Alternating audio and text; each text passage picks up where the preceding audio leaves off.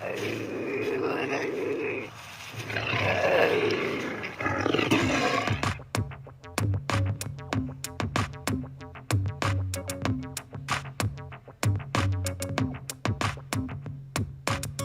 blast off in my time machine. Third eye feeling like an Evazine. Blast off, blast off, blast off, blast off. Come blast off in my time machine. Third eye feeling like an Evazine. Blast off, blast off, blast off, blast off. Blast off on another episode of Hero Paranormal Podcast, broadcasting from the base at La Madre Mountain, just south of Area 51. My name is Ryan, the original VIP of the airwaves, tonight bringing you an amazing episode.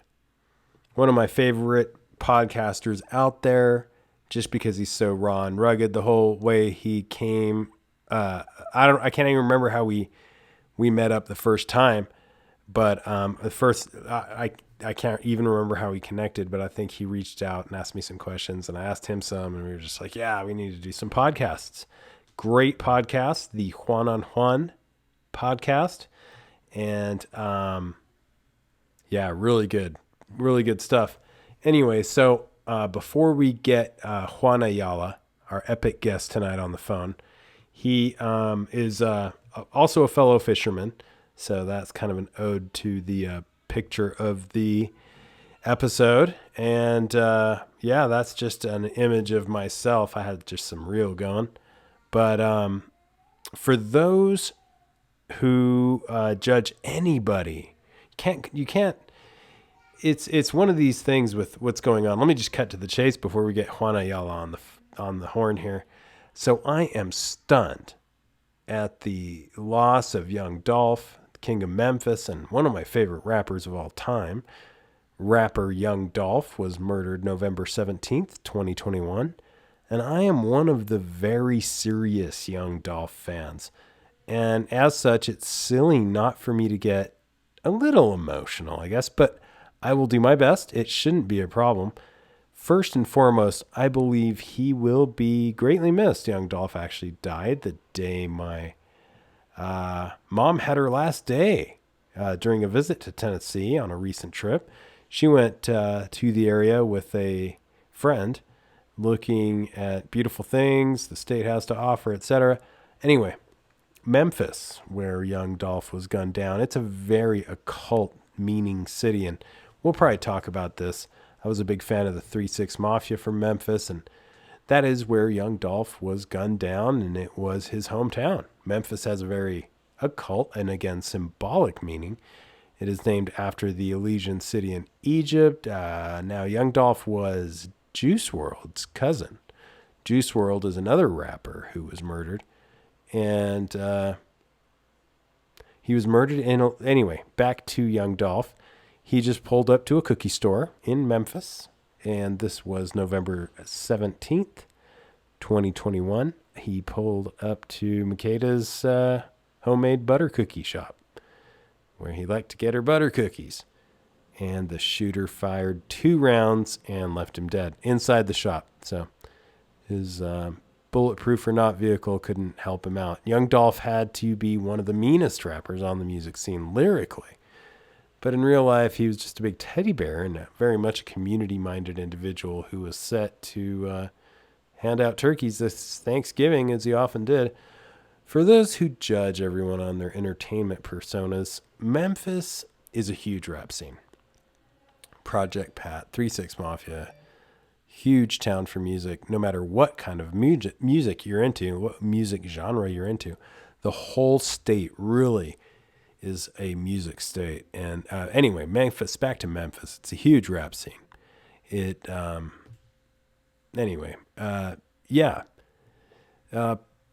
So he would not sign on a big label, and we're talking about Young Dolph, of course. He kept his own label, Paper Route Empire, and this last album was called Paper Route Illuminati. So on the flip side, we're going to have to look into that. and talk about it with Juan. It hit number 3 on the charts through his own label, Paper Route Empire. This is his very first anyway. 3 Rules, of course. And he always had the same stuff on every album. All of them are great albums. You should definitely pick them out. Dancing with the Devil, Can You See Me? I Done Got Rich Quick. Now They Want to Sign with the Illuminati. I Sold My Soul to the Trap. If I Sacrifice Myself, Will I Go to Hell? This is just some of the lyrics from his latest album. Anyway, whether Juan is very knowledgeable of this or not, I don't know yet. That's why I snuck it in at the beginning. Let's get back to Juan before we blast off on this episode. He is an amazing individual. Great podcast. Please check it out, the Juan on Juan podcast. Juan Ayala, welcome to the Hero Paranormal Podcast, my man. What's up, man? Thank you for having me. Yeah, this is great. It's been a minute since we've chatted on either one's podcast, so I think this is a beautiful thing. So, man, I am it's wild what's going on. A lot of weird kind of dancing with the devil stuff in the media. There's all kinds of rappers dying and deaths at the Astro World thing, and it just seems like, man, the occult is like going crazy right now. Not to mention, like, I won't even get into the Navajo witchcraft stuff that's going on back in Utah, but let's get into your neck of the woods. What's new, my man? What's new with you? Ryan, you know I hate when you do that, bro. You know I hate when you bring something up and then you go, "Oh no, we can't talk about that." Can you rewind real quick before we start talking about my thing? What Navajo witchcraft? What are you talking about, bro? Just Skinwalker stuff. But I'm totally, man. Okay, so I'm a huge Young Dolph fan. So I was like blown away. I don't know if you heard he died. Yeah, I heard about that. Man, I was stunned at the loss of the King of Memphis and one of my favorite rappers. And Memphis has like its own occult meaning, just that town. And it's got like the 7th biggest pyramid in the world. It's a Bass Pro Shop. You know, Really? It's like, yeah, man. Oh, that's right. It's crazy symbolic. And they dug into the bottom of that pyramid for some reason, and they found like a crystal skull. And interesting. Yeah, anyway, very interesting. I'm one of the big, very serious Young Dolph fans, and as such, it's been silly not for me to get a little bit into this, but I'll do my best. It shouldn't be a problem, but first and foremost, I believe that it was crazy the way that went down, because that guy was like literally bulletproof. All his cars were bulletproof. He's always loaded with gats, but they caught him at the cookie store. Like, what the crap? Like, He's getting a donut or a cookie, something like that. I'm not a fan of his, but I did see the news come through because everybody was talking about it. But, dude, as you know, you being Brian Burns, you know, the occult, right? We go back to these.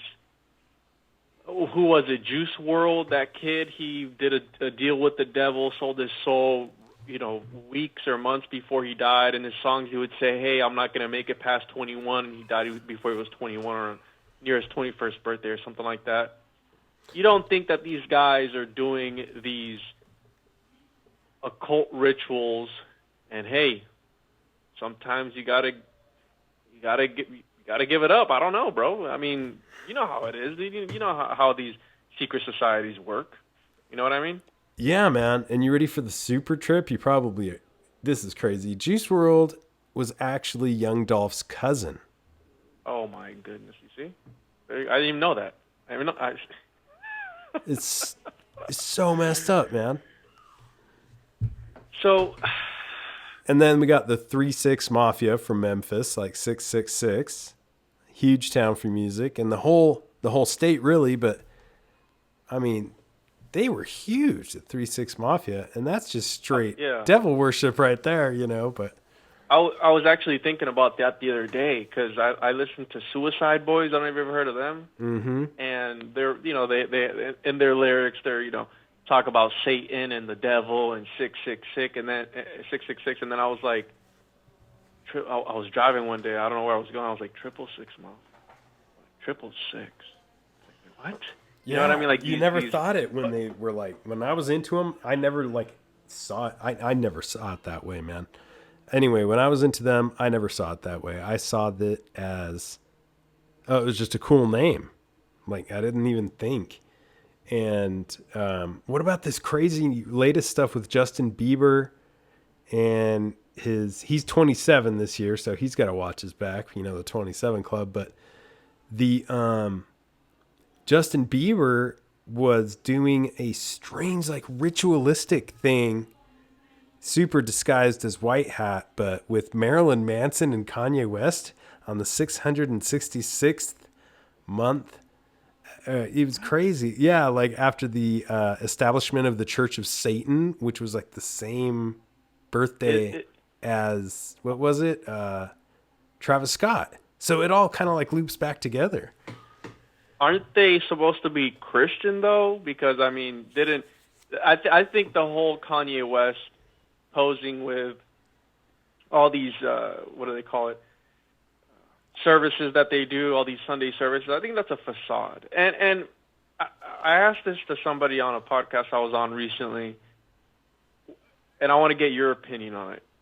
What do you think that these people, and by these people I'm talking about, you have the stuff that happened at Astro World, you have this with the young Dolph guy, which they say that all the artists on that record label go dying because I think XX Tentacion or whatever his name was, he was on that record label as well, and then he died, and then all these other rappers that were on that same label died because supposedly they get some sort of life insurance policy on them, and they end up dying in November. Like a lot of them died in November.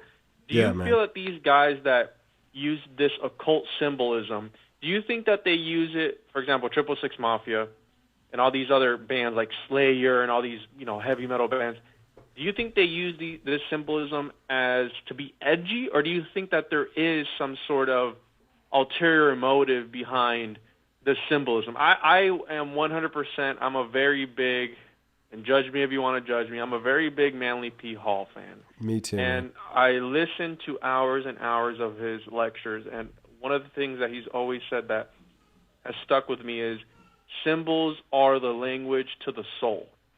So do you think they're using this as some sort of neurolinguistic programming, or do you think it's just to be edgy, to oh my goodness, it's satanic, like the satanic panic type of thing? Do you think it's actually something behind it, or it's just bullshit? I'm sorry, can I curse on this? Yeah, man, that's cool. I think that there's more to the symbology than, like, it's more to it. They all induce if you read the Kabbalah, they all induce that same teaching, and they use the lightning bolt a lot, the sign of Lucifer. They use connections to lots of pentagrams and triangles, and the all-seeing eye. I think Young Dolph's album was actually like him doing the all-seeing eye, like super stoned. But what's crazy is, like, he died November 17th, and November 18th is the Illuminati holiday for when Adam Weishaupt died. So it's really weird. Like, there's all these connections, and I don't know, man. The Bass Pro Shops is one that kind of throws me on. Like, the 7th largest pyramid in the world is in Memphis. Yeah, I was seeing that, and you just mentioned the Kabbalah. Are you familiar with the Golem, the legend of the Golem? It's like my favorite thing. It's the coolest, isn't it? It's so cool. That is the craziest thing to me, that these individuals of back then, right? And the way that they made the way that they painted out, it's like, have you ever seen Full Metal Alchemist? Have you seen that anime? Mm-hmm. When they figure out, like, what it takes to make the Philosopher's Stone, and it's like you have the homunculi and all this stuff, and it's like this is what they were doing. They would conjure cows and eat them, or humans that weren't humans, right? Because they could either not speak or they were imperfect, and it just brings me back to Plato's theory of the forms, right? Where we have the perfect form of something, and then you have the imperfect forms of it in the real world, or whatever, if you want to call this world real. But it just blows me away that these individuals were doing this back then. But the way that they word it is, it's through the grace of God that they were able to do it, right? So it's only because they're so righteous that God allowed them to do. So it almost kind of takes away, like, it's not witchcraft if God allows it, right? I mean, in the Bible, it does say don't practice necromancy, and I recently did an episode on the history of King James, right? So cool, right? Yeah. Yeah, and that craziness, how he was writing about demonology, vampires, werewolves, and in the third book he says, hey, demons are for the further glorification of God. And it's like, wait, what? You know what I mean? Like, what are you saying, bro? It's like it goes against everything that you're taught throughout the whole. Like they tell us stay away from demons or anything that's not of the church. It was, even me growing up Pentecostal Christian, they were prejudiced against the Catholic Church because they worship saints and all this stuff. You know what I mean? So it's like, what are you to believe? You know what I mean? Like, sometimes I don't even know where I stand because, like I said, there's so many different ideas out there. I think, to me, like I've talked to you before about it, I think the universe is God. When we get that gut feeling, I think it's the universe talking to us, and I believe it is an ever-expanding and breathing organism that has always been there since the very beginning. And even the Kabbalists, they talk about how the world and everything in the universe was created through language, right? That's one of the things. Spells, man, for sure. Yeah, exactly. Crazy, dude. Yeah, it's weird. The signs and the symbols that people don't think are that important are the way. What do they say? The devil is in the details. It's in the little stuff that you're like, oh, there's another freaking pyramid. There's another 6. There's another 3 6s, or there's, the dude gets snapped at a homemade butter cookie shop, bro. Like literally at his softest moment, like, it's like, I mean, crazy 2 rounds to the back of the head, as you're getting your homemade butter cookies, bro. Like, no, it's really strange that like the toughest guys, they get them in the weakest times and, usually within 23 tracks, it's like the dudes are themselves, like you said, the insurance policies alone. It's almost, their families are taken care of for life. Plus the music usually gets bigger.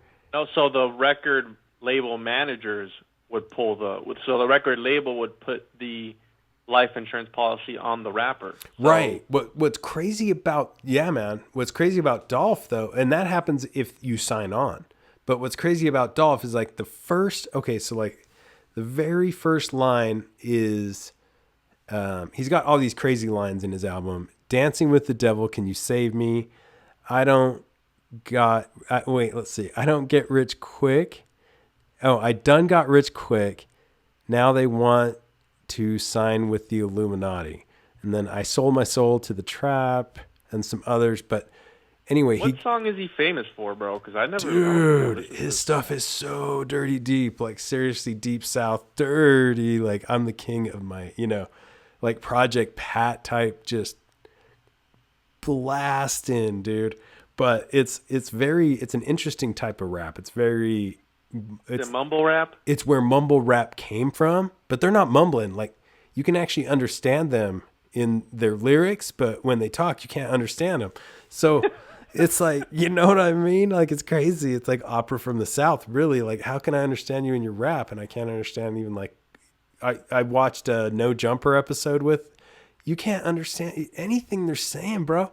Like they're just so lit up all the time. But, it's very interesting. My young Dolph actually died the day my mom had her last day in Tennessee on a recent trip.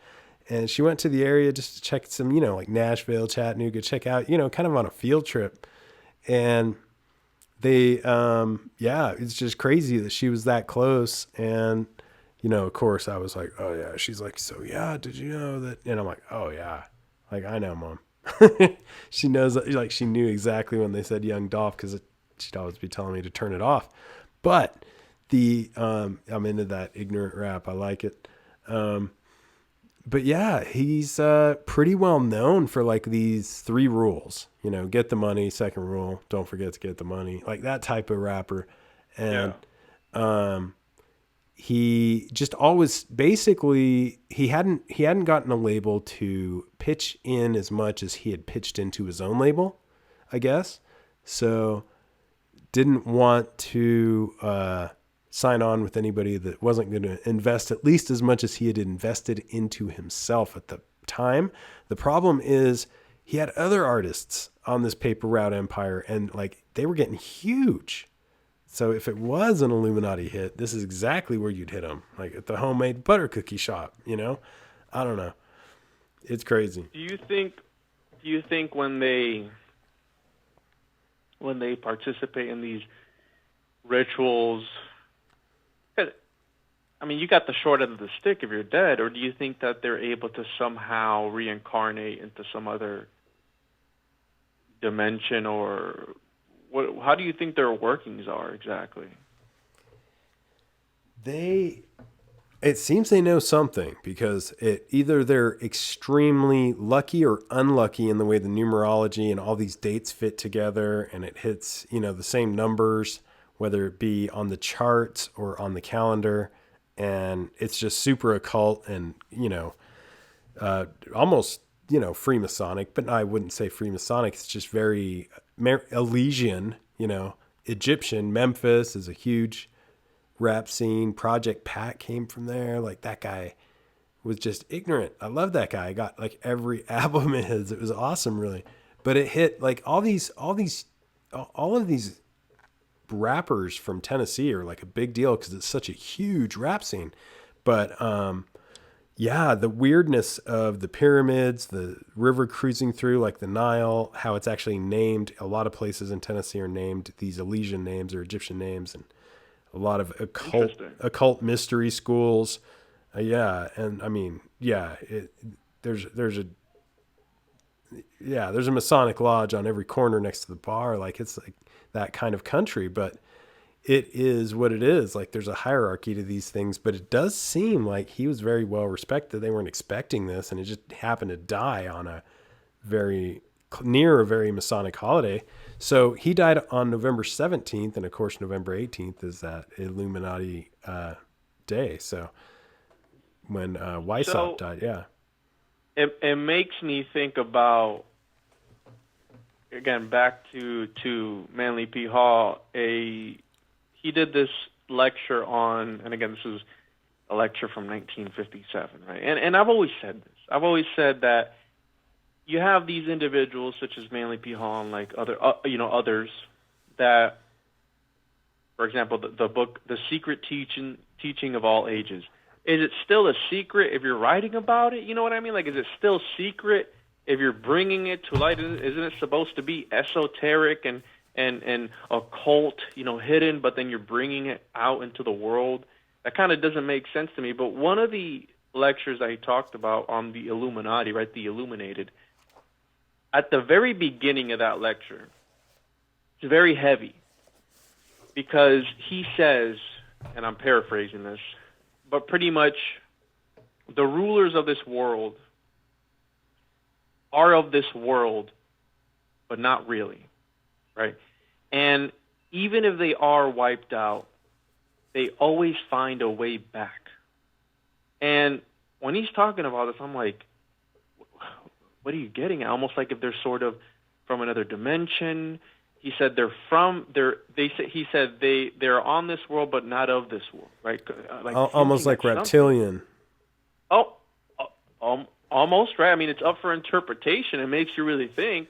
And mind you, this guy, I'm sure Manly P. Hall did some stuff, right? Mm-hmm. In order to, and I believe, dude, just how there are, right? You have the Code of Hammurabi, you have all these ancient scriptures and these ancient texts that a lot of them were through divine intervention and through channeling that they were brought on. Like, for example, if the Ten Commandments, right? The Ten Commandments were channeled. Let's be real. They were channeled from God to Moses, and he wrote them in stone, right? They were channeled. I think that Manly P. Hall, when he would sit down on his little throne at his society, right, the building that he has, I don't know where it's at. I think he would channel all the, like, almost like tapping into some Akashic records, right? But the problem is what you have to do in order to reach that level. And the perfect thing that I can think of is on one of his lectures that I was listening to the other day, there were some fire trucks and ambulances or something just blaring in the background, just bah, bah, bah, just woo, like in the background, and homeboy just kept going, dude. Never stopped. He doesn't stumble on his words. He doesn't forget anything, and he did lectures until he was like freaking 90 years old. Money, dude. And yeah, he was the bomb. Like no notes, no nothing. He'd sit there for 2.5 hours and just talk about everything. Just I have like 9 gigabytes of his work, right? Of his cassettes. I have a bunch of his work, and he would just sit there and just talk. And I'm like, this dude's channeling that information. And an obvious, Crowley. And almost like a freaking obvious way with a sense of humor. That's the part that kills me. Like an obvious way with a sense of humor. Well, here, it's funny you mention that because I've kind of noticed that on certain different topics, he almost has like a different tone, right? Like, if maybe the entity that's behind it has it's a different entity that he's channeling, and they're like, it's like the guy, John of God, I think his name was, where he would channel different beings. You know who that is? Not Joan of Arc.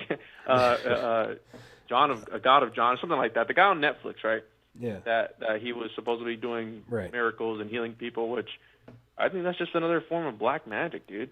You know what I mean? Like it's scary, but regardless of the fact, I mean, and it sounds messed up that I'd be listening to something like that, but I 100% believe that he is channeling all this information. There's just no way, dude. I mean, even if you were to study every single hour of the day for how long, you'd at least forget something or get something mixed up, and this dude is always on point, man. I don't know. It's crazy.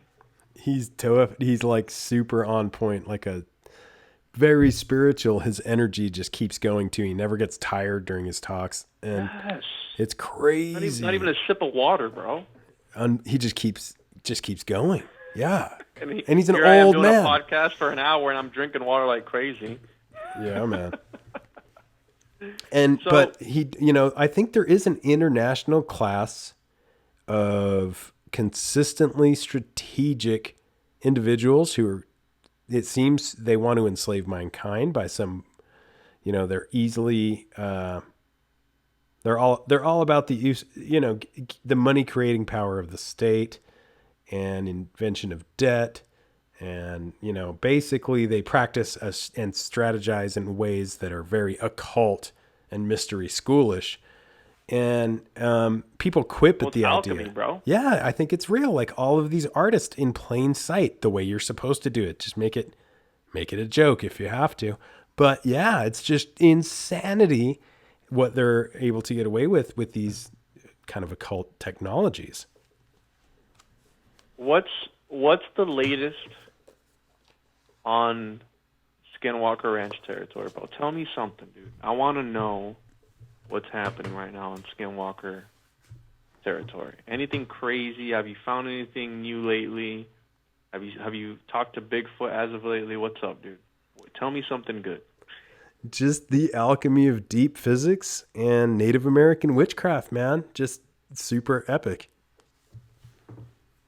That is, dude, I want to go out there one day, bro. I really do. But I'm just so scared.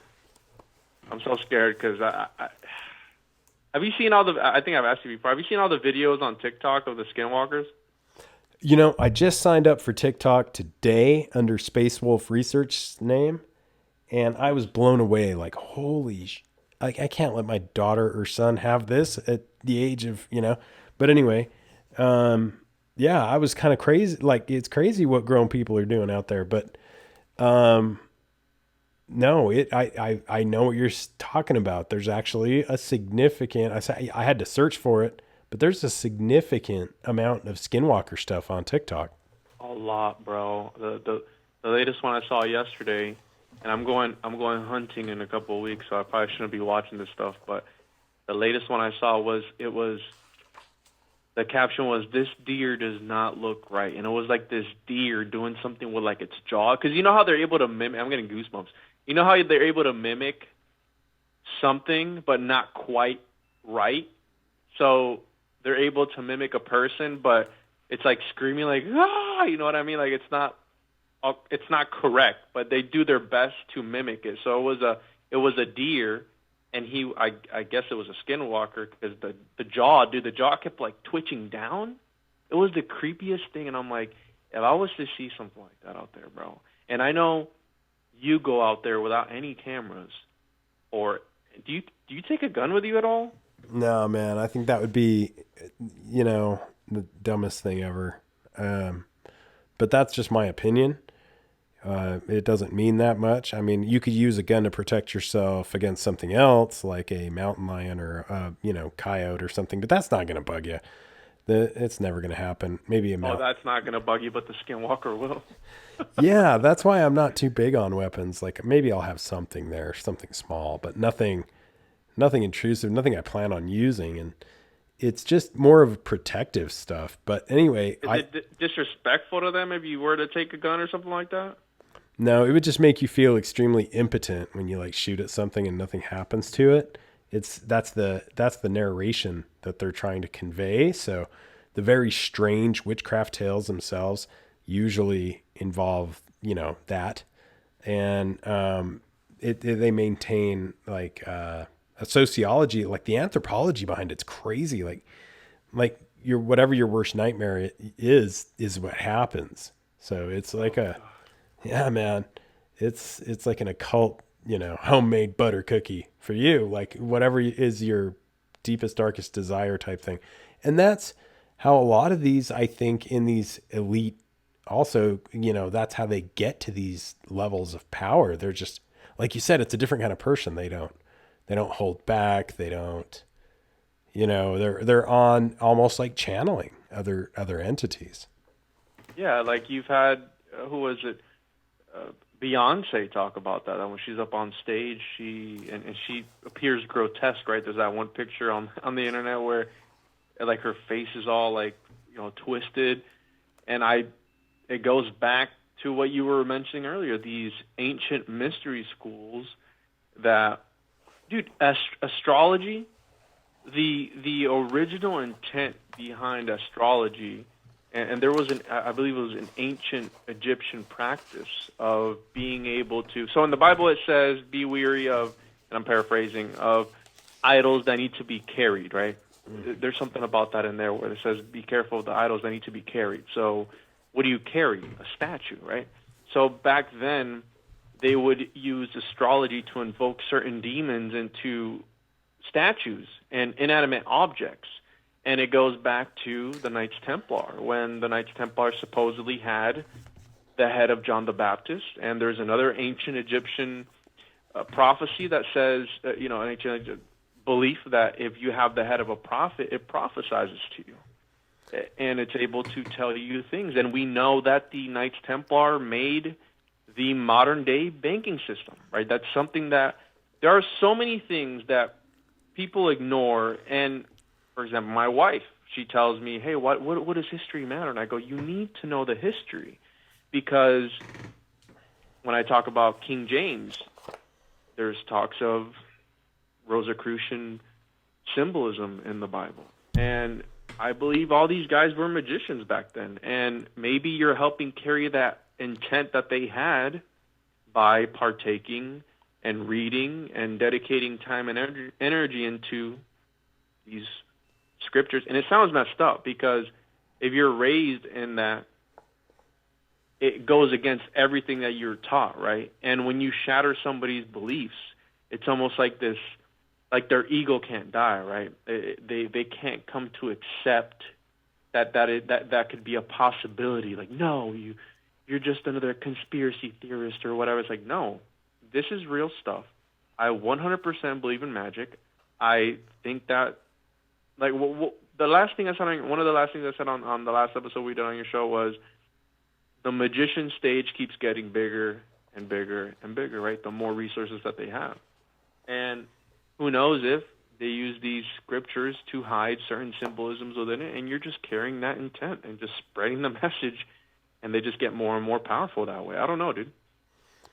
No, they do. They have all the mechanisms. They pretty much are like they're almost like a rolling AI with all the numbers and numerology and how they, and I just say this is crazy, but yeah, you get into deep mystery schools and the cyclic variations and sunspot activity and they have stories of amazing things that you're not going to get, at a regular meetup.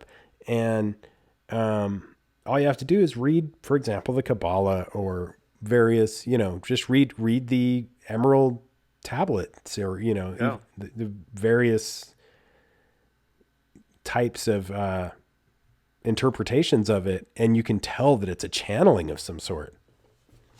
Yeah, you have the Hermes Trismegistus as well, like all those stories about that. And Ryan, you being a guy who's into crypto, and we're talking about the AI and whatnot, what are your thoughts on the metaverse, dude? What's next? You saw Facebook finally change their name to Meta, and they're diving into the metaverse. Do you think this is going to be a push for something else, perhaps the Matrix, if you will, right? But Elon Musk talks about that. We're not going to be able. Technology is going to get so good one day. We're not going to be able to distinguish reality from a video game. That's right. And there's, I think it's getting there. And, Bitcoin BTC, if you go into numerology, that's like 322. No. Yeah. No. No. What? Yeah, it's a disambiguation, but it's weird, which is tied to like the secret society at Yale University, the Skull and Bones. And there's a Pennsylvania route, 322, which is an east-west highway traversing Pennsylvania, New Jersey, and Ohio. And anyway, the Babylonian tablet, Plimpton 322, and then, of course, 322, the number. And then it gets into all these calendar coincidences and, the bodies. Anyway, very strange stuff, man. But I think that that's the problem with these rabbit holes is they just get deeper and deeper. So it's like you go from being you get from a conspiracy theorist to a conspiracy truist when you start telling, like I just told my wife the other day, like something like, oh, hey, watch out for the smallpox thing coming out in a few weeks. She's like, what are you talking about? And I'm like, oh, I'm just saying if something crazy like that comes out, just be aware. That's more dangerous than other things. There you go. Bingo. We have the vial that was found. Where was that at? I don't even know where was that. Pennsylvania or something like that. Mm-hmm. And then you had Bill Gates coming out saying, "Hey, there's going to be another pandemic, even where a smallpox outbreak or something like that." And yeah, what bothers me, dude, is that they don't even hide it anymore. But the problem isn't that. The problem is the people. The people are, for example, we can talk about Kyle Rittenhouse, right? That craziness. How cool. What happened. I thought he was going to be found guilty because I thought they were going to make an example of him, right? Turns out they had other plans. He wasn't found guilty, as all of you may know by now. But I've always said, what are they trying to grab our attention away from and distract us from?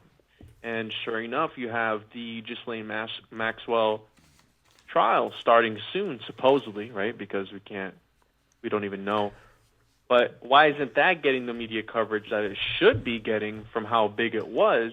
But I think with all these other psyops and the term conspiracy theory and right the stigma behind that, the dogma behind that, where as soon as you bring something up that's the vaccine passports and all this other stuff in 2020 was a conspiracy theory. And now it's reality. So, you have to battle that as soon as you bring up an idea that's not mainstream or, it's impossible, people just call it, oh, you're just a conspiracy theory. And like, oh, You know what I mean? Like, that's fake. You're fake news, QAnon. But you have these psyops that come out that discredit, quote unquote conspiracy theorists. Like, I mean, I consider myself, I don't call it conspiracy theory. I consider it alternative thought. Right? I like to think of it in that terms because, again, I keep the books open for any possibility that can happen at any given point, and I reserve the right to change my mind whenever. You know what I mean? I agree 100%. And the conspiracy only, if you like look up the Latin word, it's just conspiracy means to breathe with another or to like be in close proximity. So it's basically that two people conspire or like breathe the same right now, right? Breathe the same air. Yeah, it's insane, dude. That's all it is. Like they just breathe the same air. That's all it means, which is like, oh, I breathe the same air as you. What the hell does that mean? And then get into Genesis 3:22. If you really want to, I'm such a nerd when it comes to this stuff. I buy all the old stuff, like the relics and stuff online that I can get. But anyway, like I'm all about their like jewelry and like the weird pins from Yale. But anyway, you go to Genesis 3:22 and it's like, and the Lord thy God said, behold, man is become as one of us to know good and evil.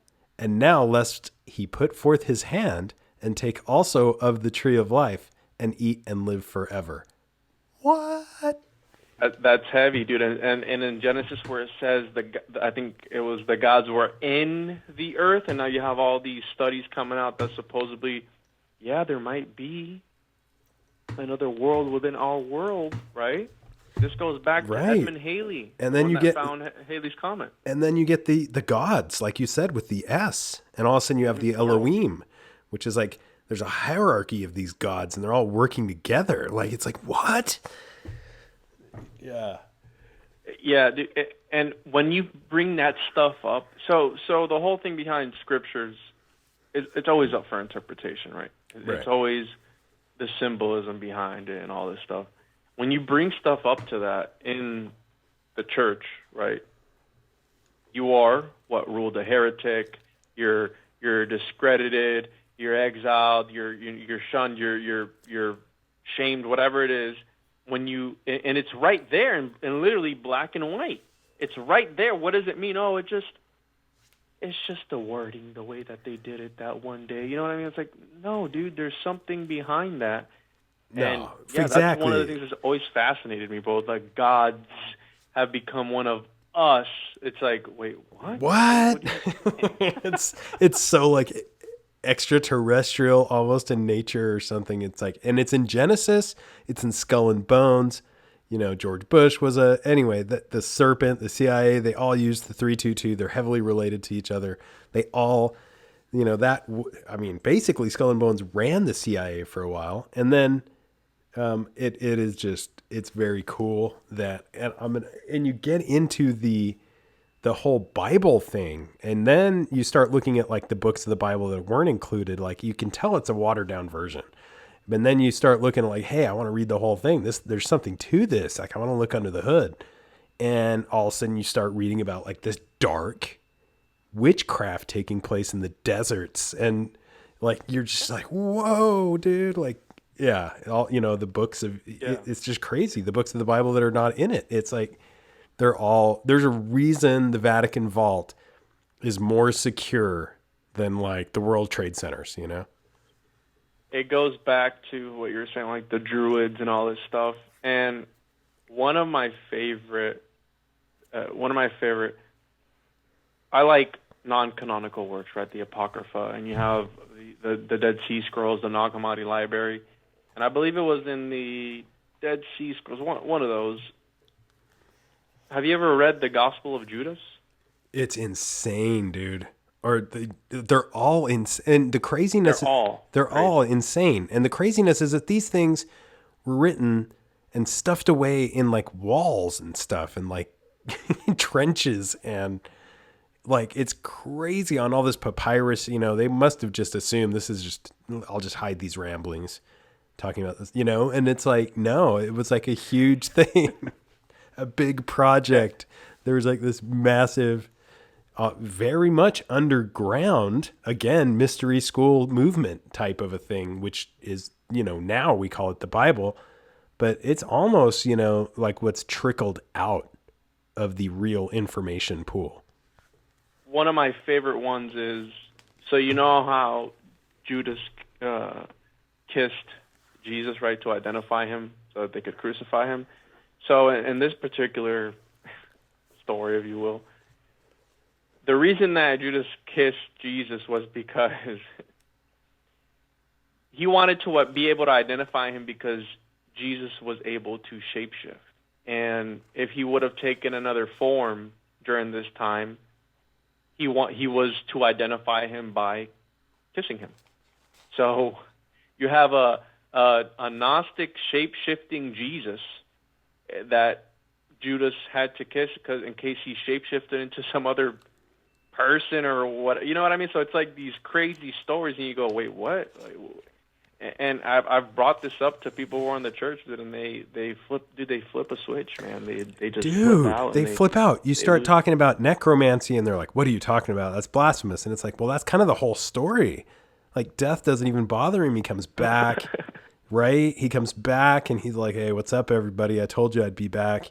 It's like... That's what I told you, Ryan. If we were to do that today, 100% you're dealing with the dark arts. 100%. If you were to, hey, I died, 3 days ago. I'm back though. Hey, but keep an eye on the hole that they stuck me in, because I'll be back in 3 days and I'll move that rock. Yeah. Like, what the hell? Yeah. You're quite literally. Yeah. So again, I mean, we're programmed to believe outlandish things, but then when you bring up these outlandish ideas, no, you can't say that. You know what I mean? Like it's a paradox, dude. I've always thought about that. It's a freaking paradox. Oh, do I think it's a coincidence that all of the top financiers and the majority of, what do they call it, the money creating class all seem to have an affinity for these ancient religions? In whatever way, shape, or form, it's something they can't smirk off. Yeah, like Michael Bloomberg building the world's most sophisticated building on an old Mithraic temple, and supposedly there in that building it monitors your blood sugar, and if you're low on sugar, whatever, they'll send in a little robot to bring you food, or if you're too cold, it'll warm the room. Some crazy stuff on an old Mithraic temple. Please tell me what the purpose of that is. Please tell me. You know what I mean? Like I brought up King James. Please tell me the purpose of King James sympathizing with the witches and writing a 3-book dialogue on it, right, to enlighten the public about these sort of things. He talked about necromancy, he talked about witches, talked about werewolves, right? Like all this crazy stuff that you go, wait a minute, right? And let's not forget to mention that in a lot of these ancient scriptures, it talks about not practicing necromancy. And the reason being because people were able to do it. That's like when you see a stupid sign somewhere that says, hey, wrong way, or, watch out for so-and-so. It's because somebody tried to do exactly what that sign says not to do. You know what I mean? It tells you, hey, don't walk this way or don't touch this, because people have already tried it. So in these ancient scriptures, when it says don't do X, Y, and Z, it's because the people were probably doing X, Y, and Z. And you can't, right? They've overthrown the humanism movement, where we are our own gods, we have our own power, and everything needs to be a brokered experience. So when it comes to the church, you need to go through us, and through us only, and we will help you achieve divinity. But at the same time, you got to pay us your cut. We're going to take 10% of whatever you make, and it's a business at the end of the day, but people play right into it every single time. And that's what they've done since the beginning of time, and we see it everywhere, this divide and conquer mentality and tactic that's been used forever now. And people play into it, right? We worship these idols that these politicians right? These political parties. We worship these people for what? For nothing, just for division. That's all it causes, division. You know what I mean? And at the end of the day, we're just thoughts fighting with one another. That's all we are. And right? My ideas versus your ideas. And they're beasts, though. These divisions are beasts. Like, quite literally, you start, you talk to the media or the people at the heads of the largest companies, aka the same place, 666 Rockefeller Center. And wait, what? Yeah, man. No, dude. A place built on the Great Depression. When nobody had money, they built it right out, in the center punch of the Great Depression, right in the ravages of it. Like, people were like, what? You just see this tower get built. And tower. You seen the ministry that built the replica of Noah's Ark? Now they're going to build the Tower of Babel. Speaking of towers. Oh my gosh, that's crazy, man. Yeah. But yeah, it's one of those things, like, those people are laughing it off, the media and the people that are in charge of things, and they are, quite literally there at the point of, it's difficult to, it's easy for them to blow it off when they assume the role so perfectly. Wow, this is a real place, 666 Fifth Avenue, New York City. It's owned by the Kushners. Yeah, man. It's crazy. Dude, you always, every time I do a show with you, you always bring up these little nuggets of just things that you come up with, and I'm like, wait a minute, what? Like, if we use Bitcoin, are we ushering in the New World Order? Or is it like what they said in Revelation, right? The chips that they're gonna mark us with, the mark of the beast 666, but instead it'll be what, BTC or something? I don't know, dude. Yeah, man, it could be, because you're basically conjuring this invisible false money that is moving at much more rapid rates than Morningstar or Coinbase or any of these places can keep up with. And it's insanity. And I don't know, man. It's like it's a very strange. It would be the practice and strategy of the banksters. This is and of course the guy that's made it, Satori. Where is he? No, he doesn't exist. Again, that missing point at the top of the pyramid, like we were just discussing. Whoever is in control is going to deny it. And it's, or they are, like you said, quite literally invoking entities above them that don't exist from the ether within, the firmament, and getting spontaneous combustion, like you said, and just being able to channel these perfect astrological charts of economic depressions. And like, this is what these families have with these temples or these institutions like 666 Rockefeller or 666 Fifth Avenue. It takes up it's so crucial to the area, it's operations and stuff. But yeah, man, from physics and energy, like where they are placing these international bankers are basically placing these things strategically and creating and issuing power to the state, which they then can, take a percentage of at each time it's used. And I think they could just freeze your accounts and you'd just be butt out. Yeah. You'd just be done. Yeah. And it's disgusting. Like the newest law that they wanted to pass, monitoring your bank account for transactions of $600 or more. Yeah. Right. Every transaction that came in, hey, they can ping you to the IRS. Do you have anything on the IRS, bro? What does IRS stand for? Is that like 666 in Gematria or something like that? Well, it's interesting because it's not entirely covered, and that's the problem. Is it's not entirely covered in some of the. It's best to pay your taxes. But the way the states and the federal tax you, it's not necessarily covered in, the original documents that founded the country, and goes against some of it gets sticky. So, it kind of came about right during this same time, when you didn't have to pay tax before this huge depression where the banks just took your fucking money. Oops, did I say that? They just took it. They just took it. Like, you'd go down to the bank and they'd be like, we're out of business. And they're like, well, what does that mean? And they're like, we're out of money. No, wait. But Ryan, doesn't that show you? And I've talked about this before. Doesn't it show you the amount of power and, dare I say, intention behind this thing that we give so much power to it, and it's empty symbols, because every single day that goes by, and if you're able to break an idea down, and I do this regularly because I have a 3-year-old, and when I'm able to break an idea down to him, to present him, when you know how kids ask questions and they go, why are you working?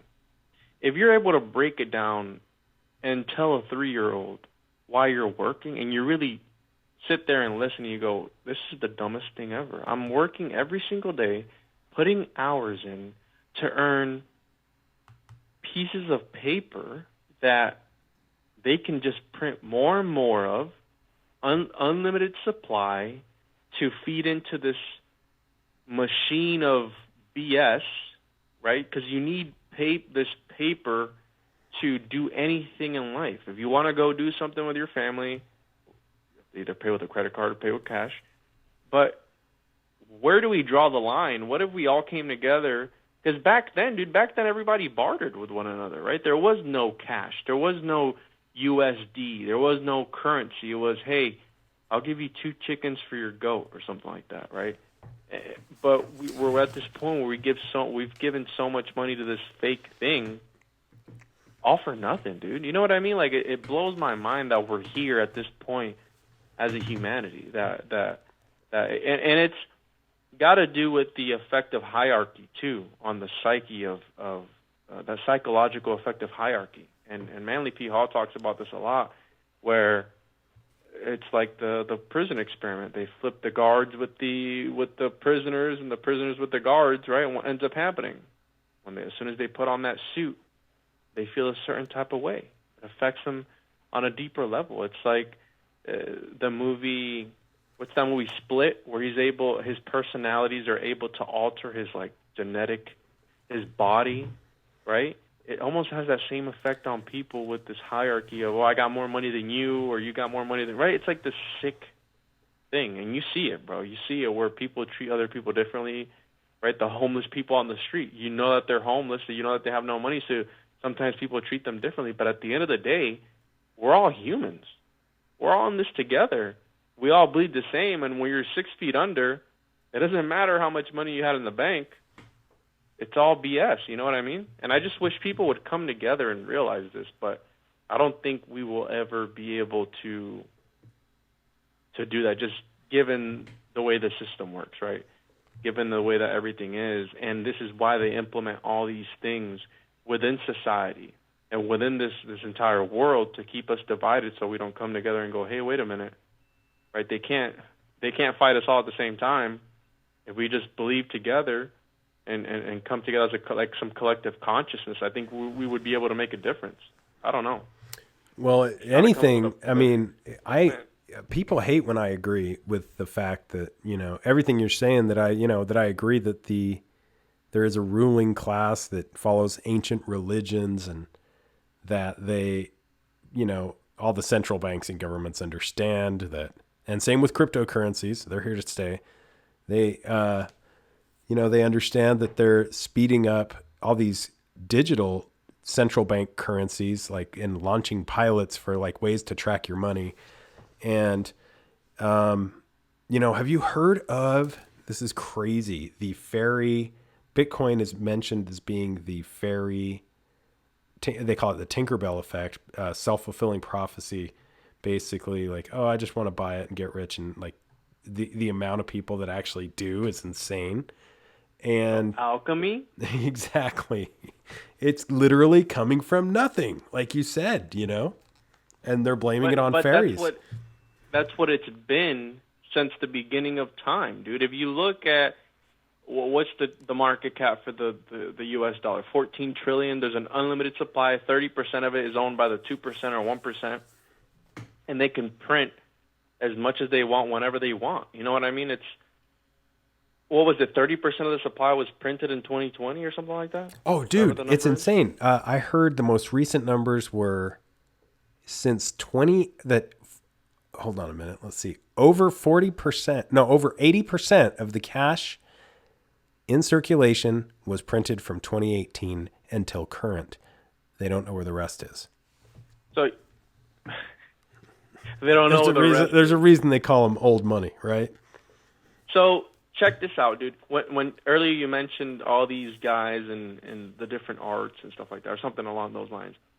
What I meant to say when you were saying that was all these ancient philosophers and the guys accredited to the greatest work. So you have Isaac Newton, you have Nikola Tesla, you have all these people who were accredited to the greatest discoveries or contributions to a certain idea.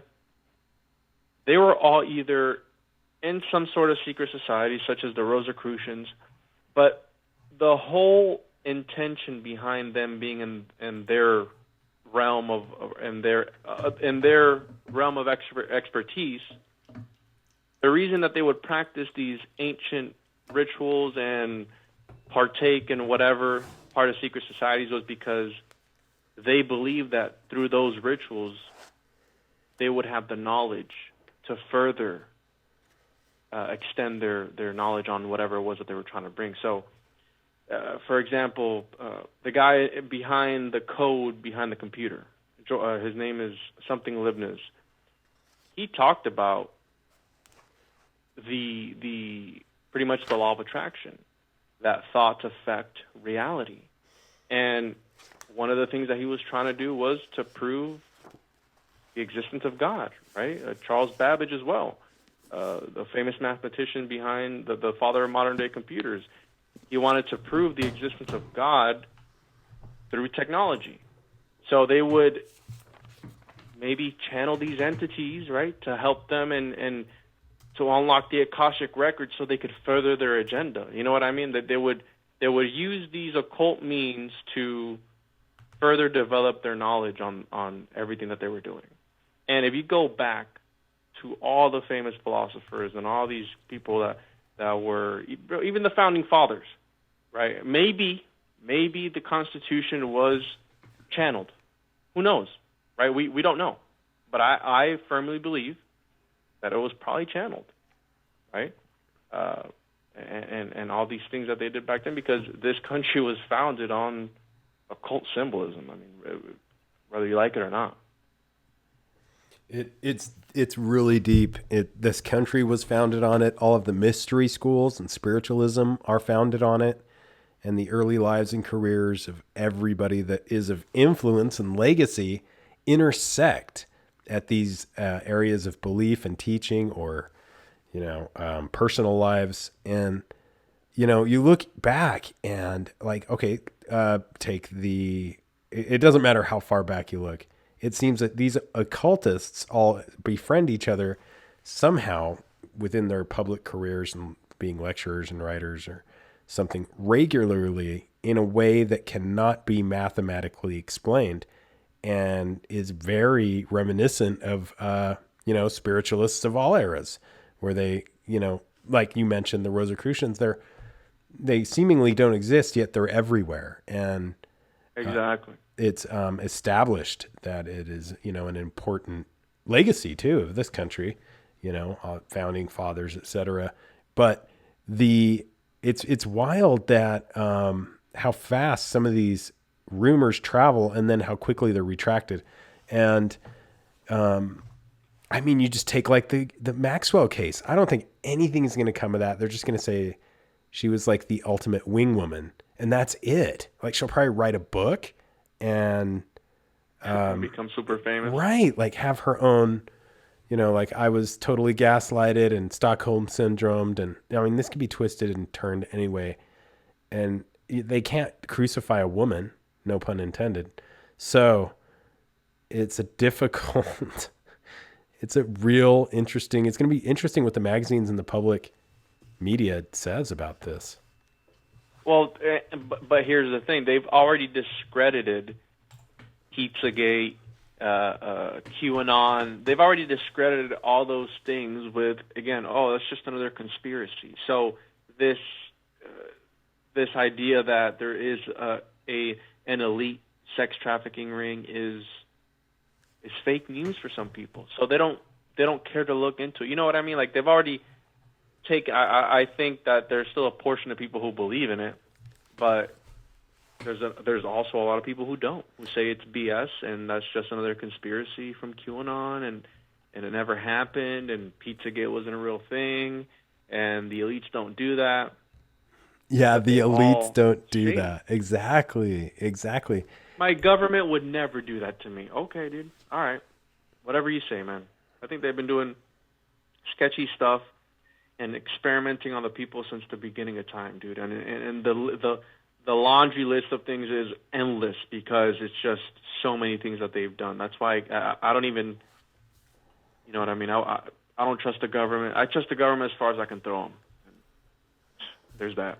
Have you heard Mark Passio has some great stuff on him? But yeah, you just look at the governments even, and I mean, they're all Masons and Jesuits and technically Illuminati or other mystery schools that don't exist.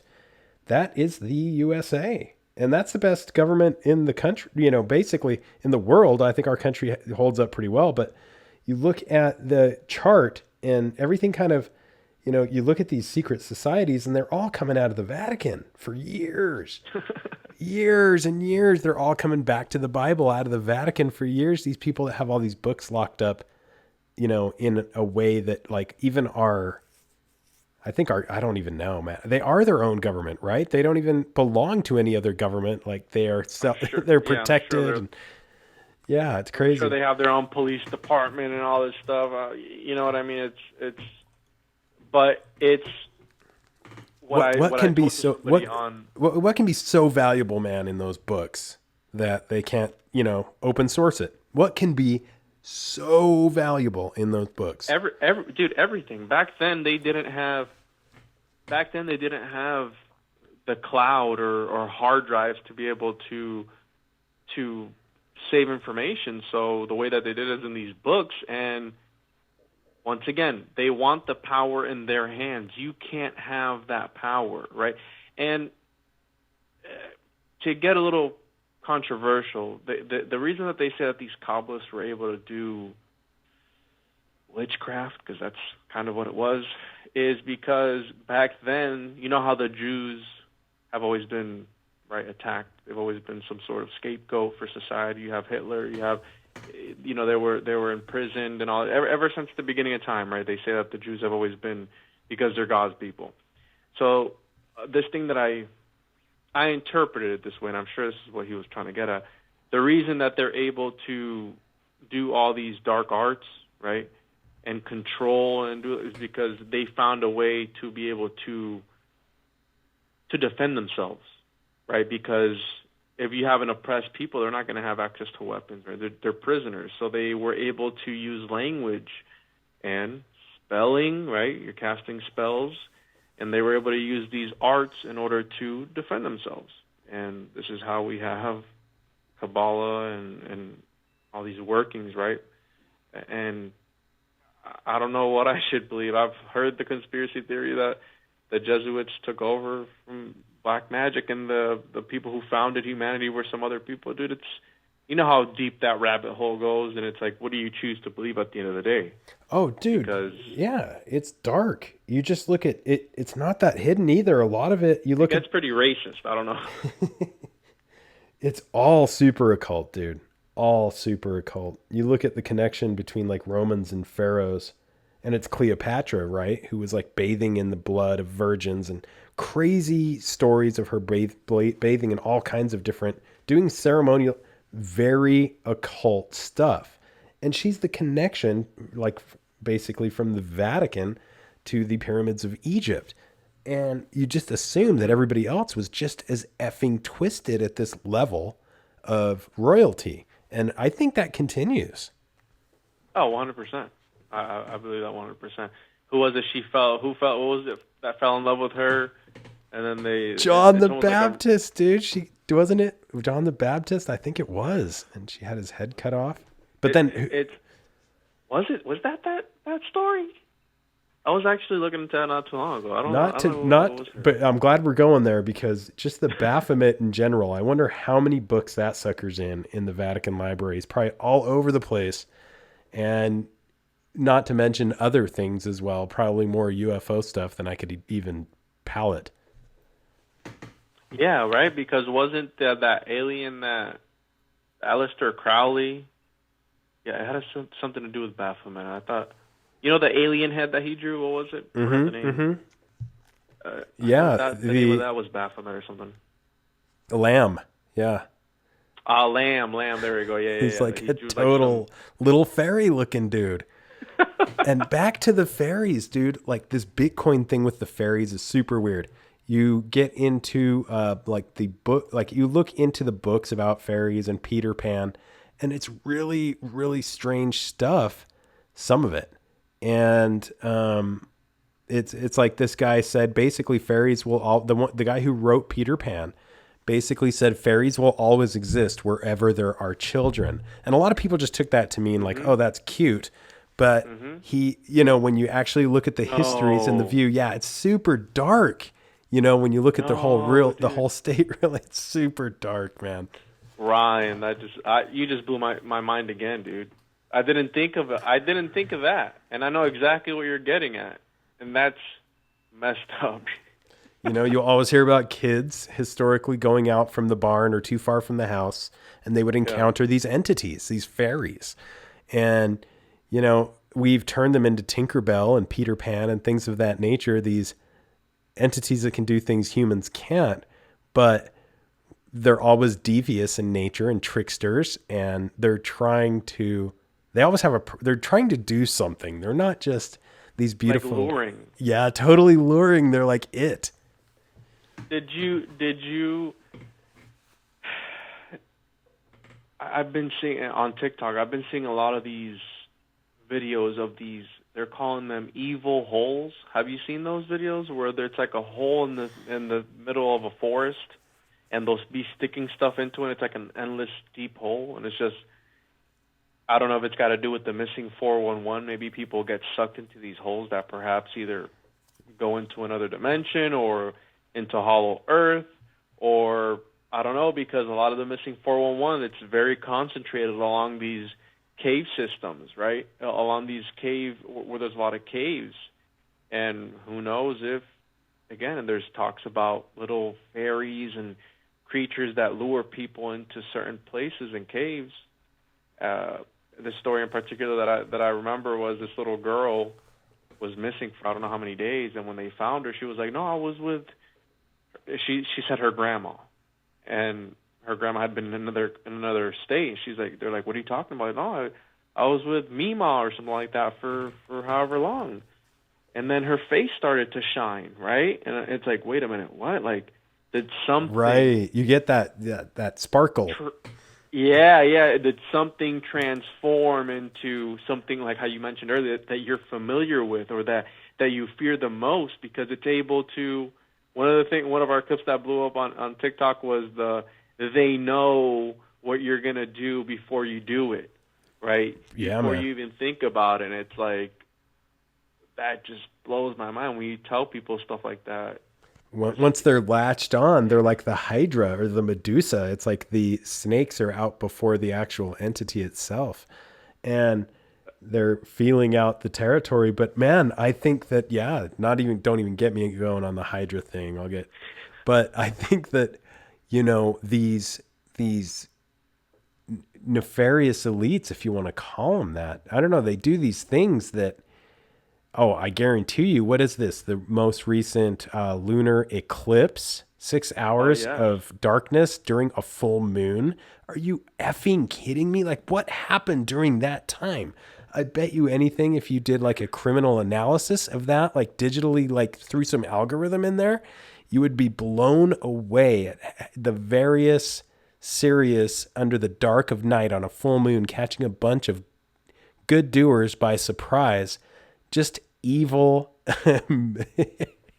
primordial information that was, a common knowledge on the media, but nobody would think to take it to that level that I think that these elites take it, where it's almost like The Purge, but on disconnected greatly, much like this Dolph guy. Like, how are they even going to connect that?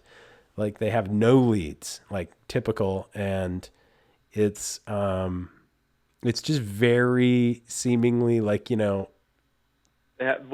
shot. They have no leads at all. Nothing.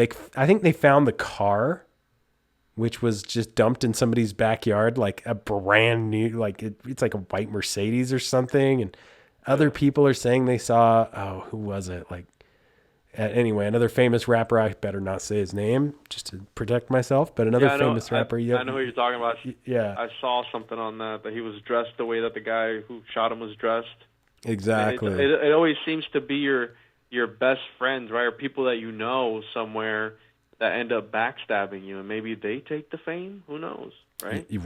Right. And it's really weird how these real life coincidences happen on these albums that get super esoteric, and how these numbers collaborate what we conspire that might be taking place. And it's just really, it's built into the framework. It seems like you don't have to dig very much. You get all these very occult and symbolic meanings, everything from Egyptian towns, like where Dolph was shot, or, the triangle on the dollar bill. Dude, you look at a PlayStation even, how we used to play PlayStation? Don't ruin it for me. It's all triangles, X's, and O's. And if you look into like seriously, I love PlayStations. They're great. Some great shit on there, but they fuse all of these highly esoteric symbols. I mean, like the stop button, what is that? The circle and the X on top of it. That is like one of the most esoteric. That's calling all entities from across the abyss for help. And it's stop. Or the triangle. Yeah, or the triangle. Exactly. Pythagoras, dude. Like, wait, what'd you say the X and the O was? The X and the O is opening a portal, calling all entities from across the abyss. If you look it up in the, yeah. And I mean, and you're just playing, that's like stop, that's all it is stop. It's probably the button that's hit the most.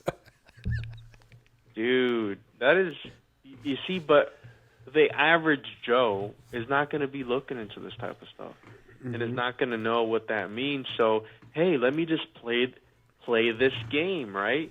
And let me further that intention and keep, when they fumbled the ball, you just pick it up and keep running, right? And you're trying to, whatever intention they had when they made that, keep it going. And you mentioned earlier, now that I think of it, when these entities, they say things, you said jokingly, right, with like a sense of humor. When Geordie Rose talks about opening up, that these quantum computers are opening up portals for the great old ones to come through, right? These entities that are similar to the Cthulhu mythos. And he says it jokingly, they don't care about you, how they don't care about ants, but they're going to be in this dimension. And it's like, wait a minute. You can't just gloss over that you're letting these, I don't know if you know about the Cthulhu mythos, but their whole mythology, they're not good. They're not great guys. You know what I mean?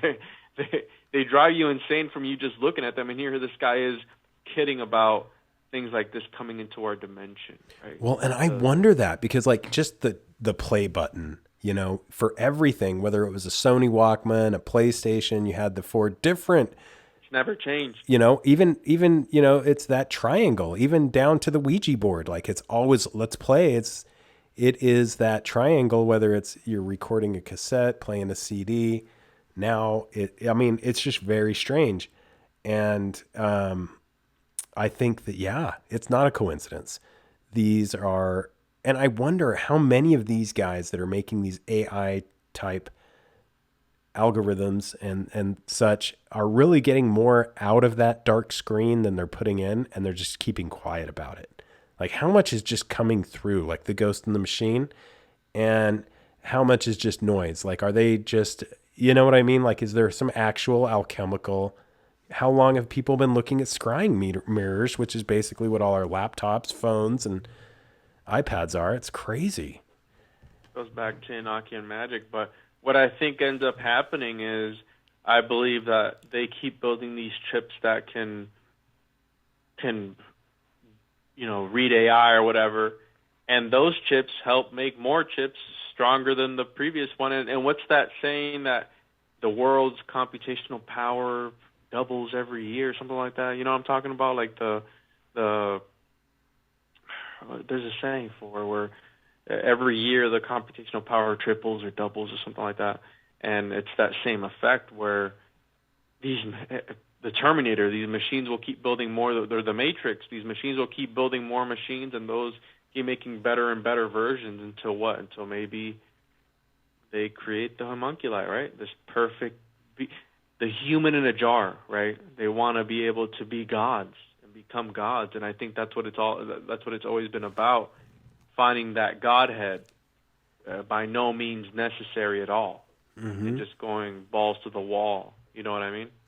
And technology, man, has become that new black magic or that new institution. Tower of Babel. Yeah, man. It promises everything, delivers in an instant.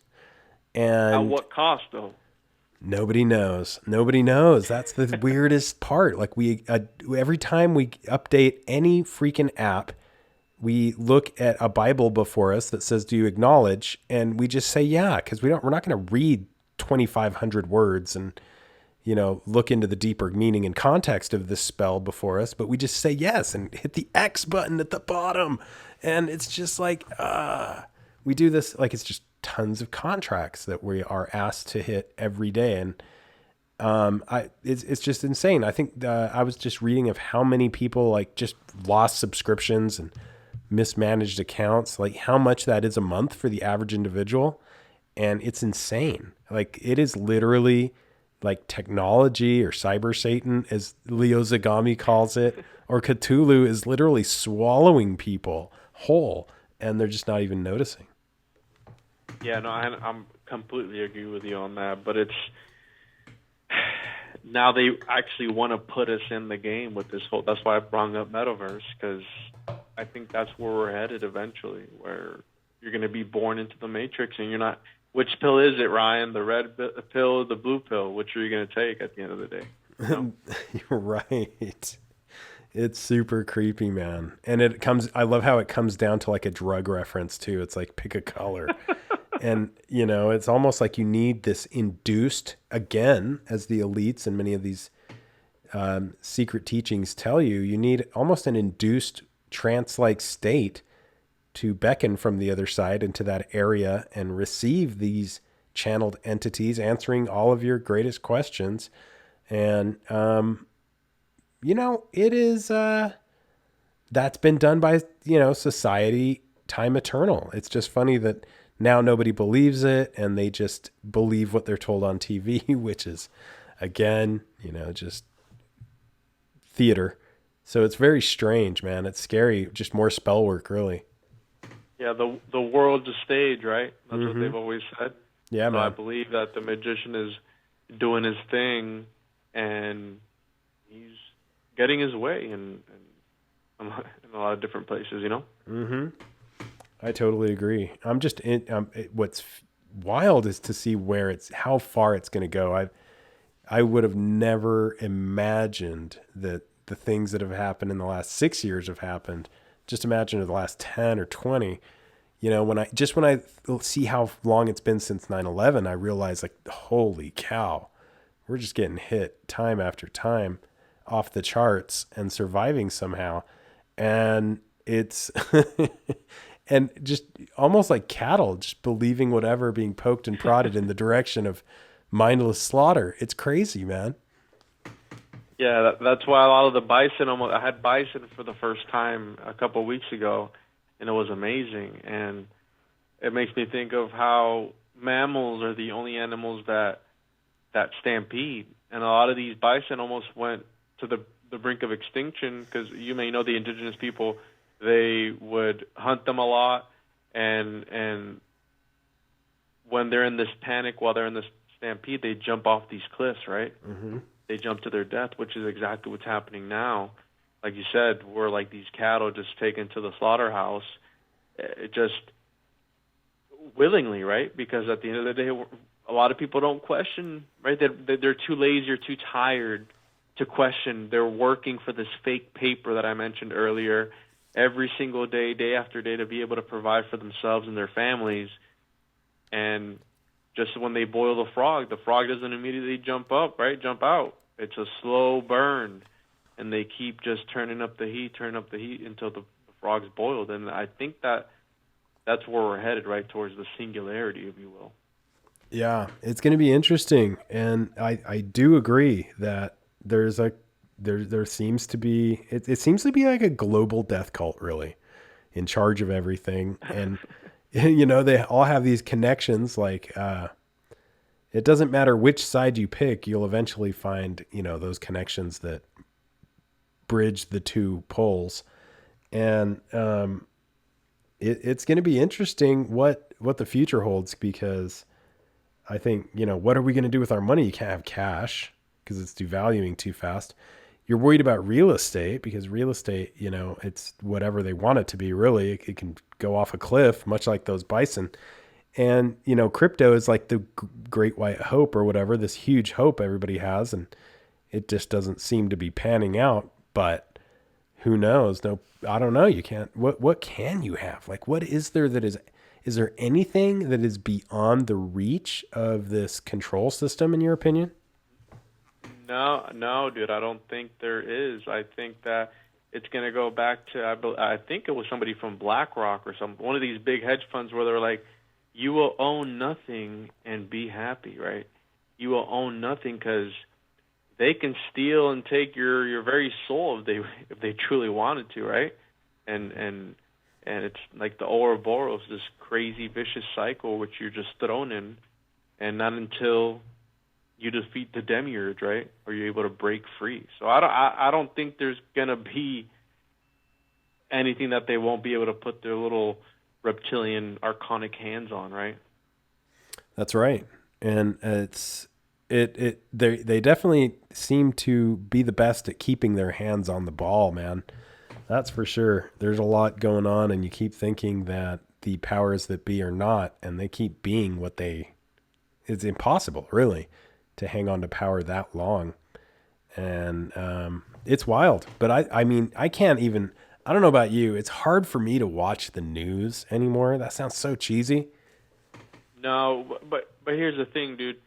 Having a podcast, what it's really helped me with is to be able to open my eyes up to different perspectives. So if I do catch a bit of news, right, that's maybe biased towards the left or the right, whatever it is, you know, I go and I look at the opposite and what they're saying, and then I look at maybe a neutral party and see what they're saying. So I get both sides of the story, and that way you can also see the clear manipulation that is going on with information, which has also become a hot commodity in these last few years, right? Because how many times haven't they fined Facebook for selling people's data to who the heck know? They don't even know. They don't even know who. And well, there you go. They don't even know who. Right. And they don't even. Crazy. It's crazy, like that Facebook blackout. I mean, let's not even get into it. But yeah, man, dude. It seems they can just shut it down at an instant. Yeah, people were. My dad was like, "Oh, Facebook isn't working. WhatsApp isn't working." It's like, well, if you would just not give so much power to these reptilians, they wouldn't look at you. You look like you know, you need a hit of something, or you look like a drug addict who is looking for his. It's like that painting that they have where it's every syringe is a different social media, and these bumps of dopamine that people get from getting followers and getting likes and all this stuff, again, has an effect such as hierarchy on the psyche of people. Like, I get more likes than you, so I'm more popular. I got more followers than you do, so I'm better than you, type of thing. You know what I mean? It's kind of disgusting, really. But I like to look at both sides if I'm looking at quote unquote news nowadays, which is just another business. Yep. And, you know, it's back to this in Gnostic view again. These secrets, what is information? It's power, and information is secrets because people that hold information, they hold it for the next day. You can't just, puke it all out on one day. You'd be done the next day. Mm-hmm. So it's literally an information war. And you look at the histories of these brotherhoods and the meanings of the symbols, and deception is you look at, it's just crazy, man. It's like the name of the game. And it is,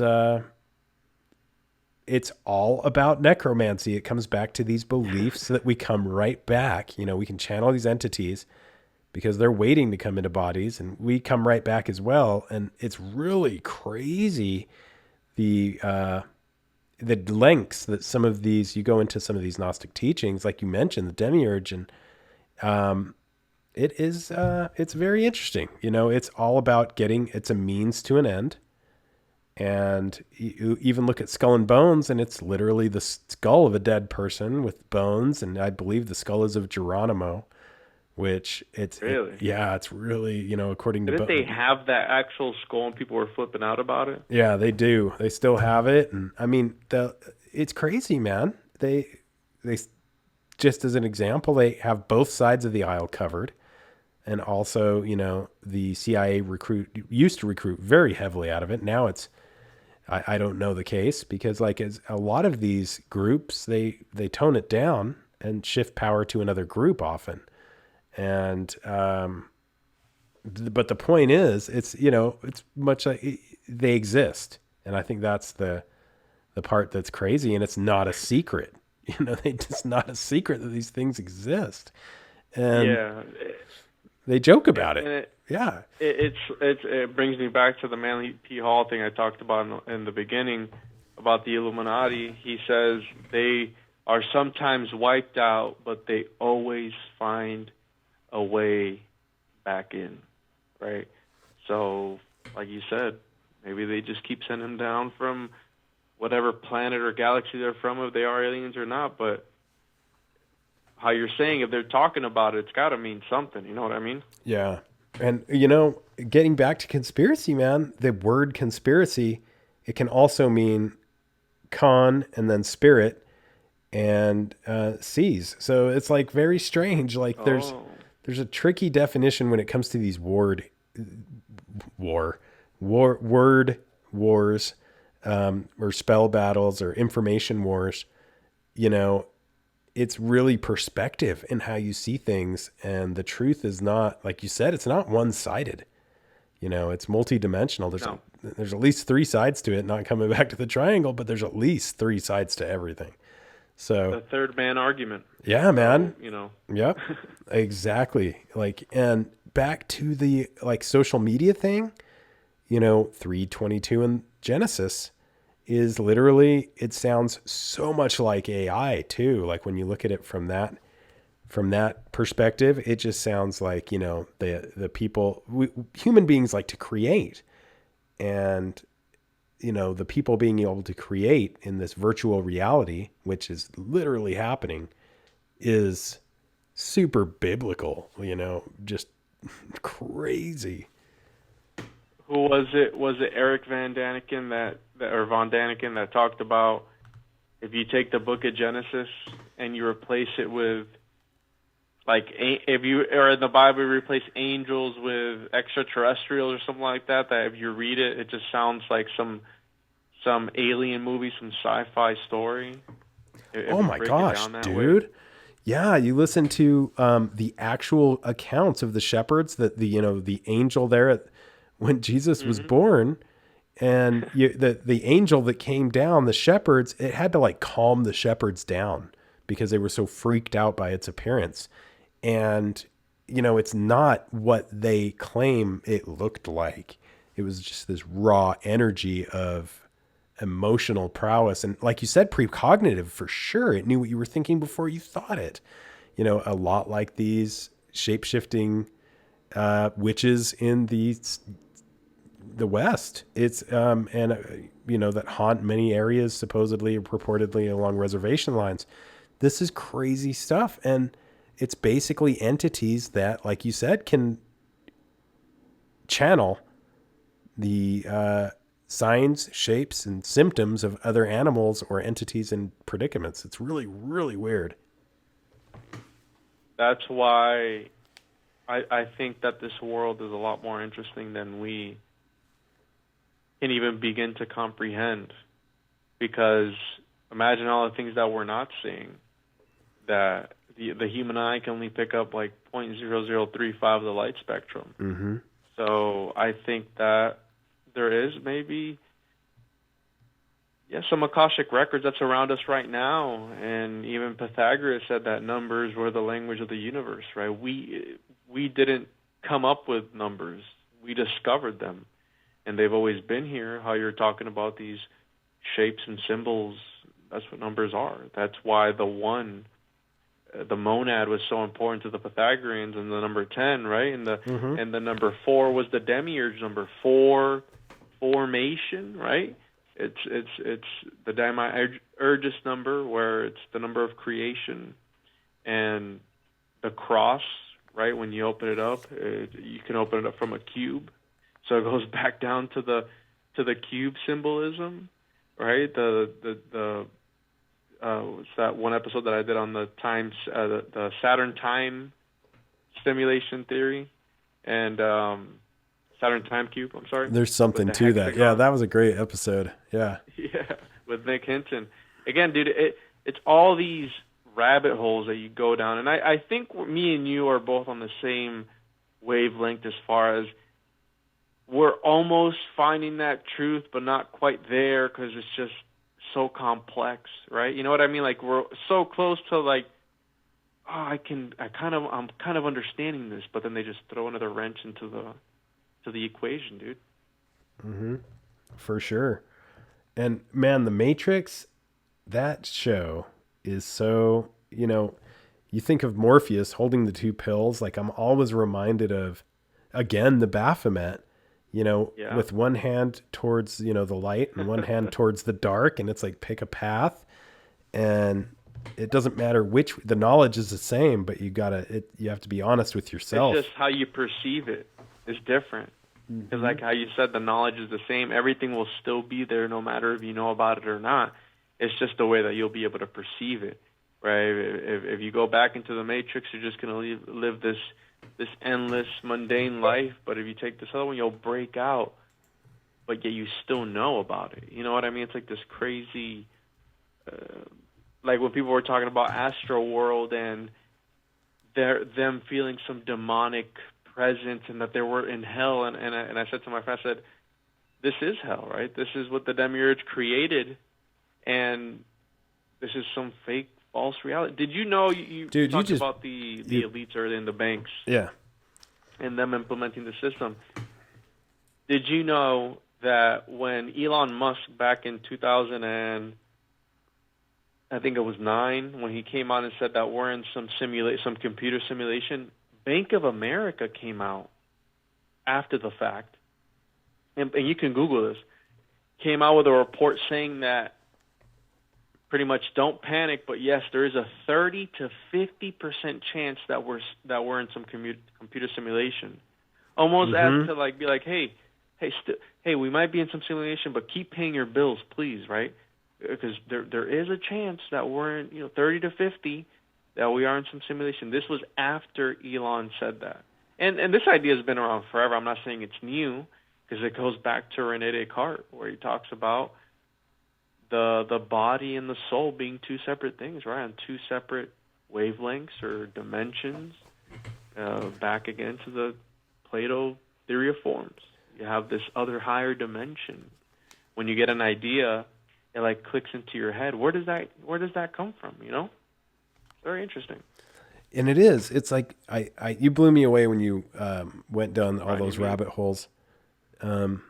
But it's so true, man. Perception. It's like we're all different prisms, and we analyze. Ryan, yeah, can you hear me? Ryan. Oh, weird. No, again? Can you hear me, man? You're muted again, dude. Is this the Archons again? This is at work, so bro? weird. Can you hear me now? Yeah. Okay, this is getting Why does this always beyond happen when we're strange. doing something, bro? But yeah, anyway, when you said perception, man, just for kicks, I'm like, that's a crazy word when you really think about it. It's a crazy word.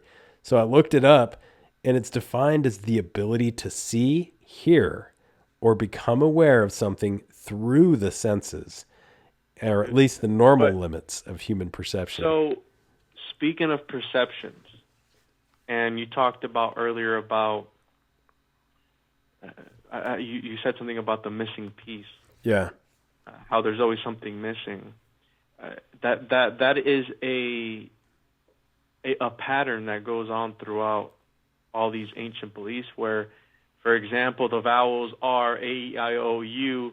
Sometimes what was the other one? Y and W or something like that. Whatever the friggin' I haven't been in school in forever, but there's always this missing aspect. They say that the human has 7 senses, but we can only perceive the 5, right? So it's always like this missing piece, how I was like mentioning earlier. And of course, Manly P. Hall talks about that. But yeah, it's all about how you can interpret and see things. Because if you perceive it or you see it from the other side, it'll be different, right? It's like these optical illusions. And you said about seeing... Back then, dude, before optics, vision was an active thing. The observer effect, right? It's able to change the way atoms react when you're not looking at them versus when you are. I don't know, bro. It's very bizarre to me. Have you seen the movie Free Guy yet? No, but I need to, man.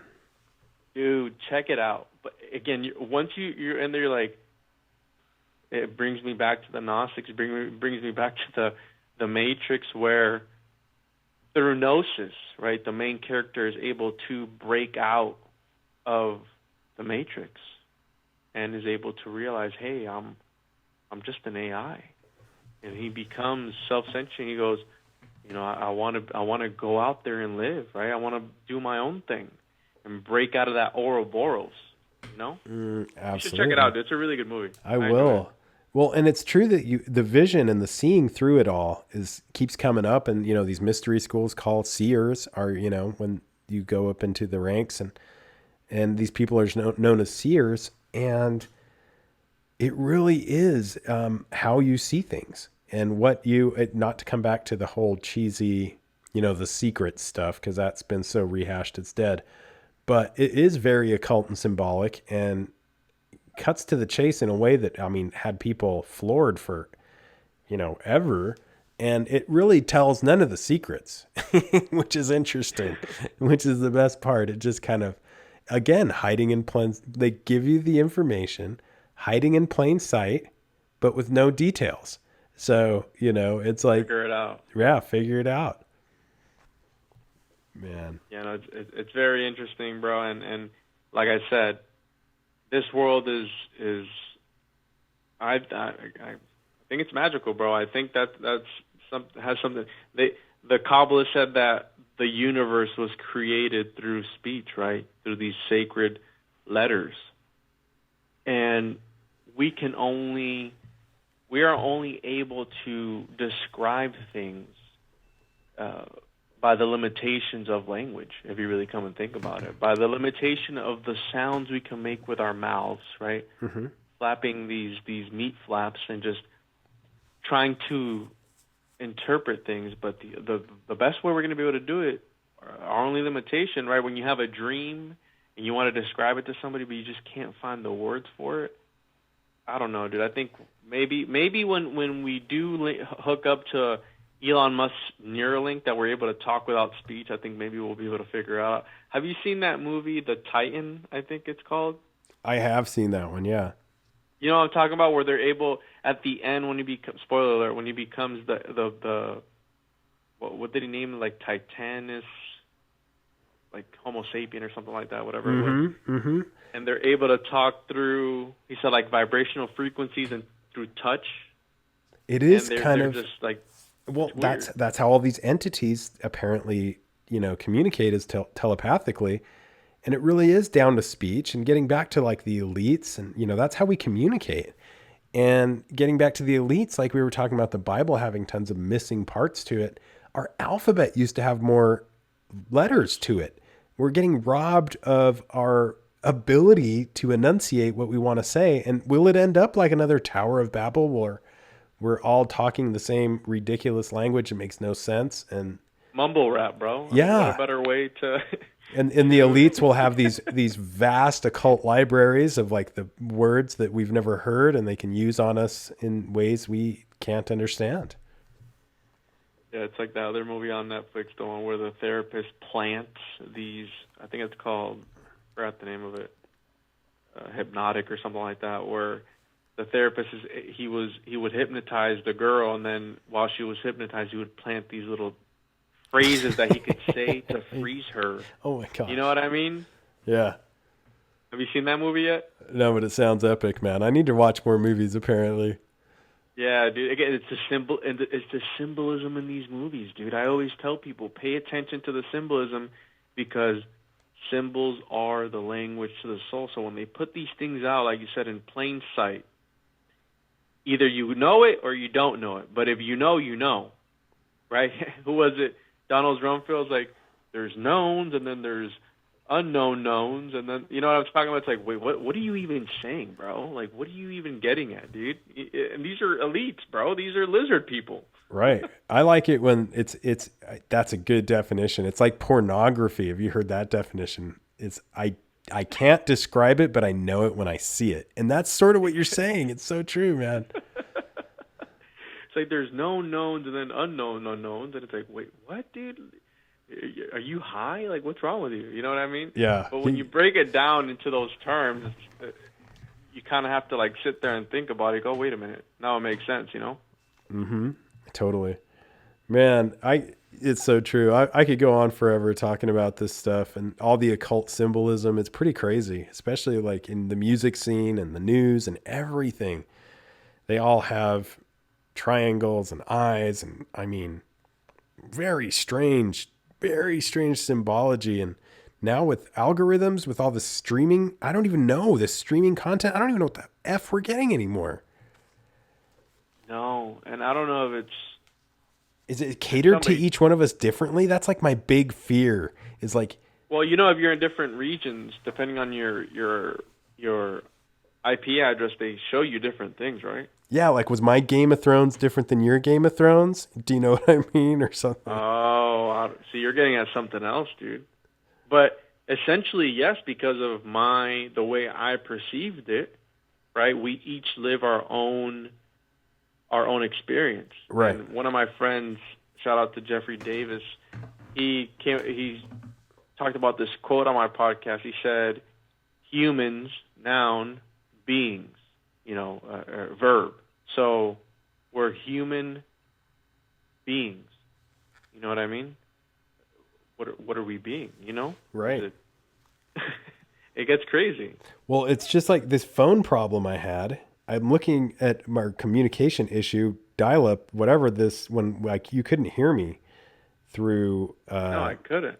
Anyway, I was on some kind of driving mode, like it thought I was driving or in a vehicle or at an airport or something. I don't even know, man. The app just was automatically muting me and my microphone was muted. But anyway, that's my fear is like, is there a point where this AI takes over and it was like, shut up. Yeah.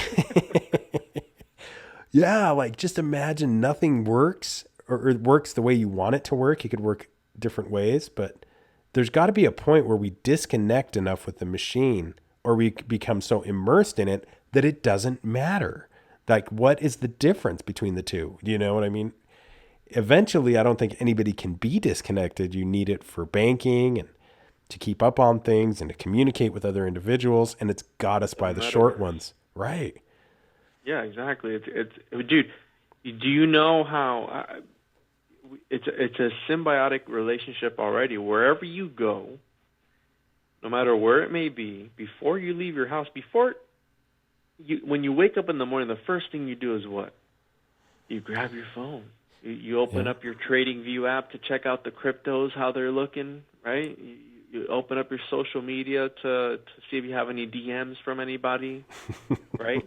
It's no matter what, it's always there, and it's just being conditioned in order to, when they do the next smartphone, it's going to be, you got to stick it in your butt for it to work. And I'm sure it's going to be hard at first for people to get with that one, but eventually they'll do it. They'll do it, bro. They'll totally do it. For convenience. Exactly. It's like, it's always there. I get haptic feedback. It feels good, So let's run it. And that's how it started, bro. I'm pretty sure the guy that made the first car was made fun of. Because the guys with the horse, they would be like, hey, my horse takes me home when I'm drunk. These car things, these things are never gonna be mainstream, right? Bitcoin's never gonna be mainstream. That's how an idea starts. And then look, the rest is history. Who won? The guy with the car did, obviously, because we're still using cars now. And if you ride around on a horse, you looked out like a crazy person, Yep, for sure. It's very strange. We prefer machines to biology. It's like this. We're like this fetus that needs to be attached at all times and just be fed. Like in the Matrix, he's hooked up to these pods. They're just mining us. They're mining us for our attention and our energy, bro. That's all they need. They just need our energy. Our energy is being mined right now, believe it or not. And I think 100% they prefer this negative energy, right? This lower vibrational energy, because what I was going to say earlier was, I don't know if it's me or if it's you, but I feel like these shows that they're putting out nowadays and these movies that they're putting out nowadays, like the Squid Games, right? It's like right. All this death and blood and killing. Are they conditioning us for why so much violence? And somebody told me it's always been like that since the beginning, but whatever. Yeah, I feel that things have gotten like hyper sexual. Like the show You, this season was very sexual and just a lot of sex and then violence, just killing left and right. Like every single episode, somebody would die. And these are all the number one shows right now. These are all the number one shows that are trending, that people are watching in their homes with their families. How many kids are around when people are watching this stuff that aren't supposed to be around, but they are, because you know how kids are, you know how toddlers are, that are around, they're catching just glimpses of this stuff. You know what I mean? Exactly. And I mean, the Squid Game was a huge costume this Halloween. And the way that the Squid Game is set up, that, the squares and the circles, dude, and the triangles, bro. Exactly where I was going, man. Dude. And again, you have to agree, they set it out how it is and say, yeah, this is what it is. And you have to agree to be there. Like, it's insane. Like, actually a contract. Yeah. It's what I was telling you, the symbolism, right? So I think that show was just symbolic for what capitalism is. You have the elite class that can literally just bet on your survival, and then you, how you said, willingly agree to be there because you partake in society, you pay your taxes, you put in your 40, 50, 60 hours a week, so you're there. Hey, but if you die in the process, it's just collateral damage. It's just part of the system, right? Right. It's just how it works. And, dude, nail on the head right there, because, again, it just shows how everything is. All about the money. All about the money. All about that piggy bank, bro. Crazy, bro. It is so creepy. And, again, the pig, where you cast demons into. Like what Jesus would use to cast demons into. It's like what holds our money. There's so many deep connections with this stuff and the symbolism. But yeah, man, I'm with you on the Squid Game. That thing is insane, the way it's so obvious. Yeah, and I don't know if it's me or if you've noticed that everything is getting more and more violent, more blood, more like desensitization of seeing people die. For what? I don't know.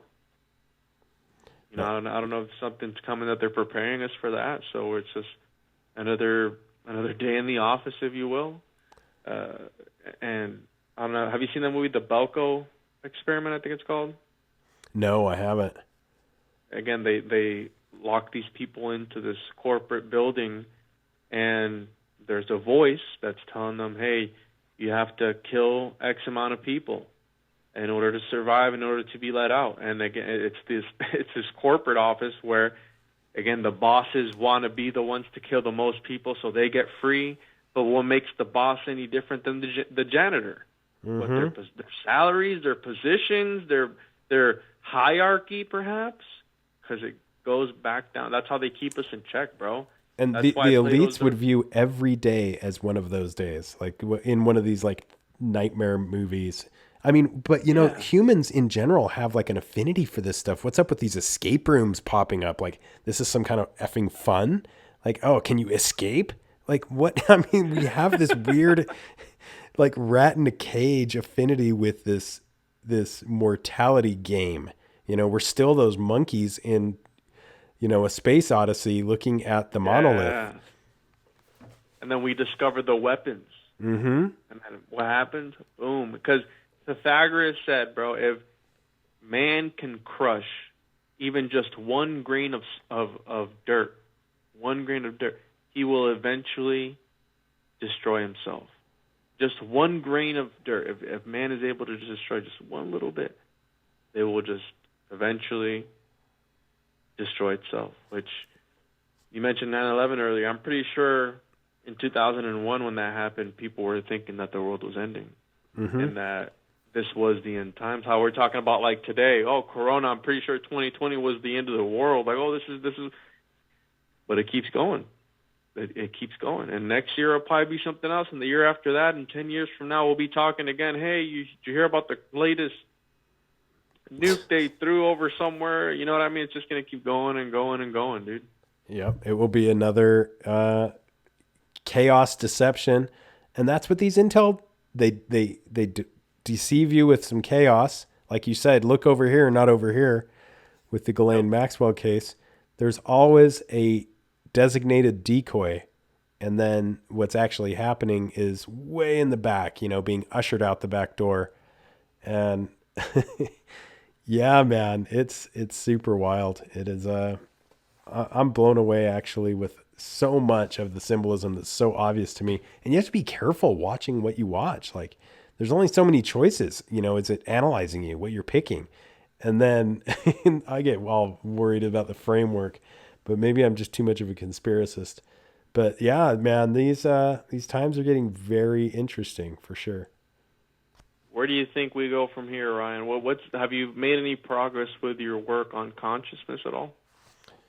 You know, I think it's everything, because everything is trying to dumb us down. You know, the last thing they want is consciousness. They just want people in these sedentary states of much like domesticated animals, you know, where you get penned up by your own accord, you know, because it's comfortable. Like, all these same words come in, these spells. And, you know, you want to live in cities because you have conveniences, and you're easily rounded up, and it's very silly to not conform. You know, conformity is key to advancement in any area that you're living in. And it's just like, it's just another brick in the wall, man. But yeah, I agree. It's very freaky, man. I don't know where it's going to end up, but you know, if it ends up in something like Squid Game, I mean, that's horrifying. They're literally symbolically showing, like, it's almost like a concentration camp with added violence and game and sport. It's insane. How sick is that, dude? We're literally in like the Roman time games where they would just put people to fight with lions and fight to the death, the gladiators, right? Right. And like you said, we're as humans, we're obsessed with this ability to almost, I don't know, because things are able to change on such a quick time, right? Like how they literally said, your life can change in the blink of an eye. And I think that fascination of just seeing something end so quickly and abruptly, I don't know, dude. It's like some weird fetish some people probably have. Some elites probably have that freaking fetish. Who knows, right?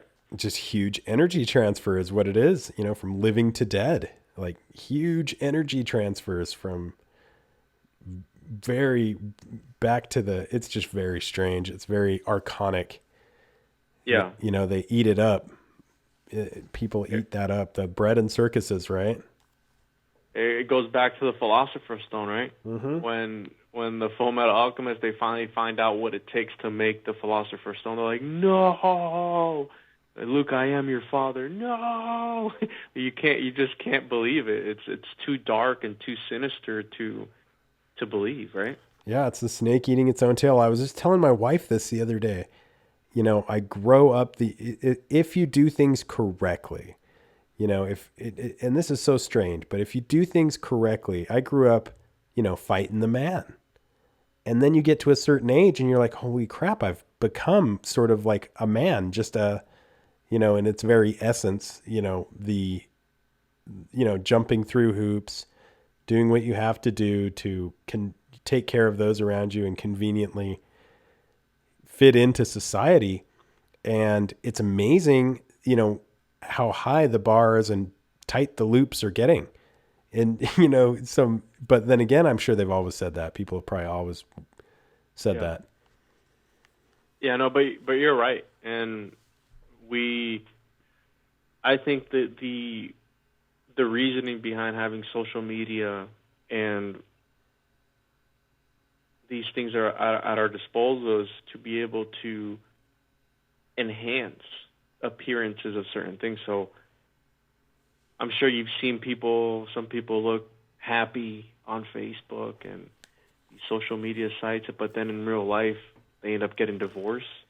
So, or the Gabby Petito thing, you know, their things looked super happy. Their videos. Oh, exactly. You see, but then the reality of things, it's almost to give time more time, so you're able to just tolerate it. If you're able to, in the metaverse, if you're able to be this rich, successful person in there, but then in real life you really have nothing. It's almost like in the Avatar. He wants to be a part of those people. He doesn't want to be a human anymore. He wants to be more. He wants to put his mind into the lab-grown avatar, right? Right. And be able to move on and be better. I don't know. I think that maybe we will be put into some sort of supercomputer at some point in time, or some brain in a vat jar, right? Horrifying. Yeah, it's a horrifying possibility. I don't know, Ryan. This is sometimes I sit and think about this, and I talk about this all the time, and I'll have to have like breaks in between. So for my podcast, I'll take I'll get 7 or 8 episodes done, and I'll just take that time off. Yeah. To cool off, because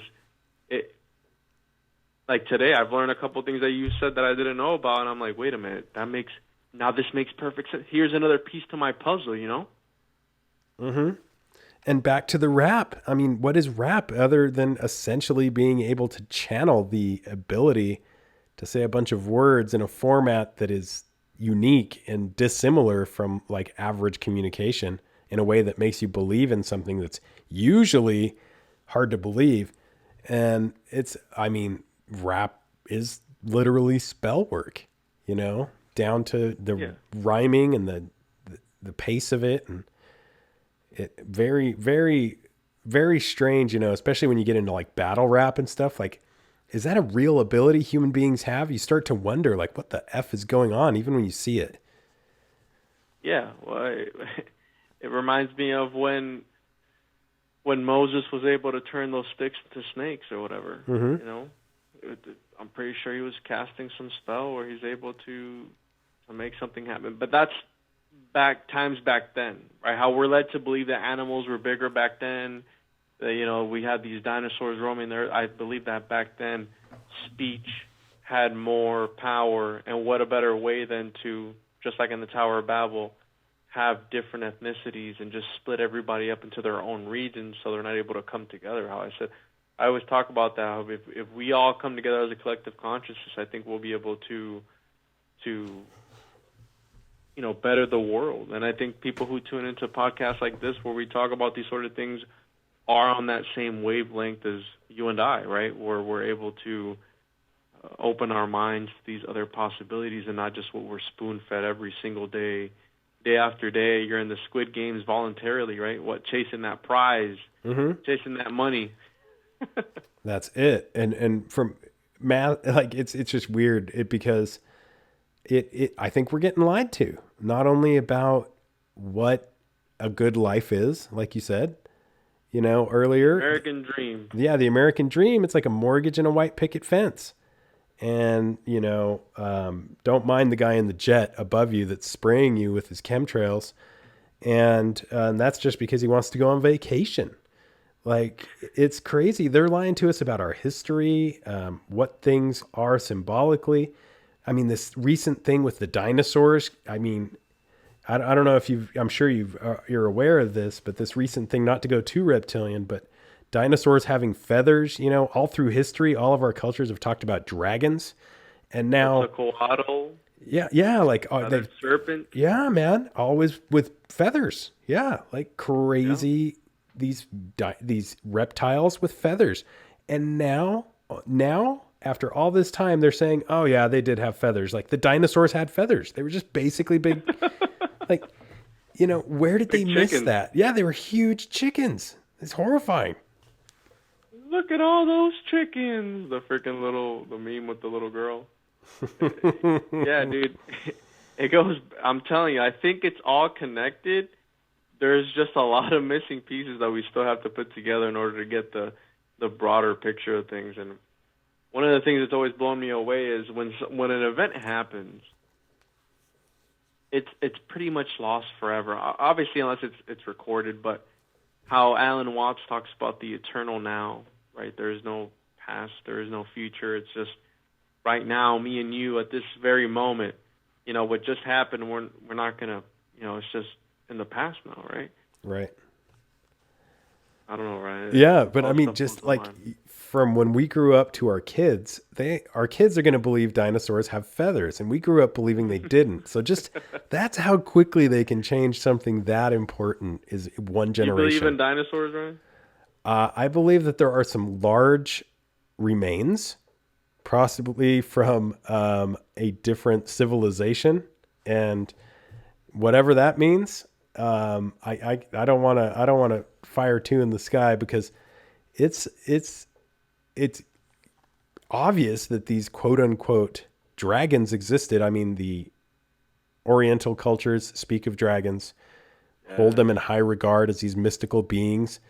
Even you go back into like medieval, the Nagas. Yeah, man. And some of them we're breathing fire. Like wherever there's smoke, there's fire. And you start going down this stuff, and okay, yeah, there's remains. And it starts there, and you start going down the rabbit hole, and now they're coming clean about them having feathers, apparently, if it's even the same.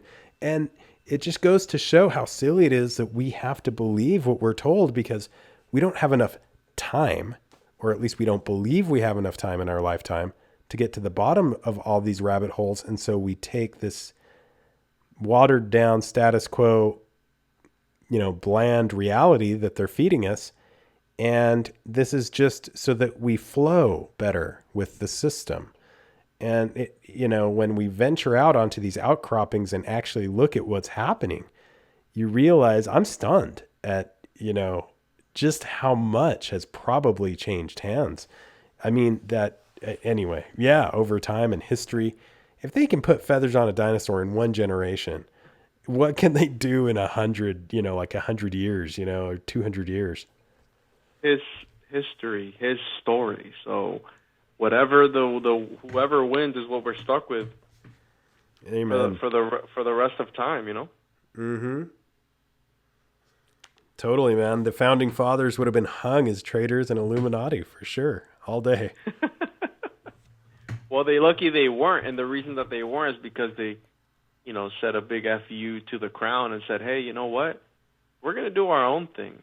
We're probably dead anyways if we go back, so let's just keep the ball rolling and just keep it going, man. Here's George Washington, the first president ever. What's a president? Who knows? But there's one now. You know what I mean? Mm-hmm. It's like it's the version of the Queen 2.0, but except we're going to give them the illusion that they have some freedom of choice, so that way we keep them, on the way to the slaughterhouse, and we'll take we'll see what happens with the next stuff, and the rest is history. And dude, you know that just 60 years ago, one person's lifetime, we had slaves. People were slaves. Yeah. You know? If you lived to be 50, people, it was a miracle. Yeah, my people, I'm Puerto Rican. The reason that Puerto Ricans exist is because the white man, the Spaniard, and the indigenous people, and the slaves, the black slaves, and eventually that gene pool got mixed up, and boom, here's the Puerto Ricans right in the Caribbean somewhere. History is amazing, right? It is. Man, I could go all night, but we should probably start wrapping it up. Any last thoughts you want to get into? Nah, dude. How long have we been even going for? I don't even know. It's been a minute. But dude, I think I'll leave us on this note. Like I said earlier, the world is a lot more strange and mysterious than you may think. And if you take some time to actually break things down and perhaps take in the deeper meaning, because not everything is going to be given to you on a silver platter. Things are going to be, veiled in symbolism, and you need to understand. I always tell people, pay attention to the symbolism, pay attention to what's happening around you, because it's not the same not knowing you're in a game versus knowing that you are in a game, right? It's a little bit more enjoyable when you know you're in some sort of system and you can sort of bear it a little bit more versus just being just some complete clueless sheep. Totally. It's so comfortable to go with like the bison, man. Can't thank you enough for coming on the show, man, and tell listeners where they can subscribe and listen to your show. I appreciate you having me on, man. I always have a blast whenever we have these conversations, because I know we always go off the deep end with some of these ideas, and I could talk to you forever. So you can follow me on all social media platforms, Instagram being the main one, TikTok, Twitter, at the Juan on Juan podcast.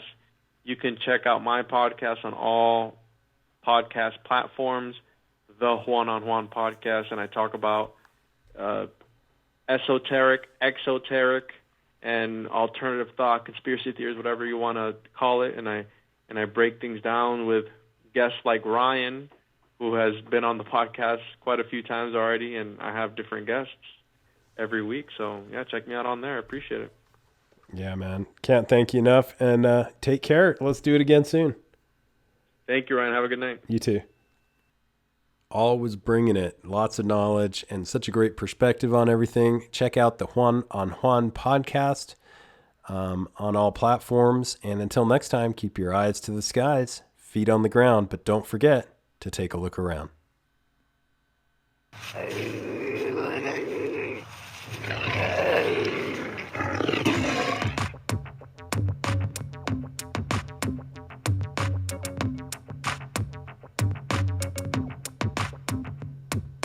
Come blast off in my time machine.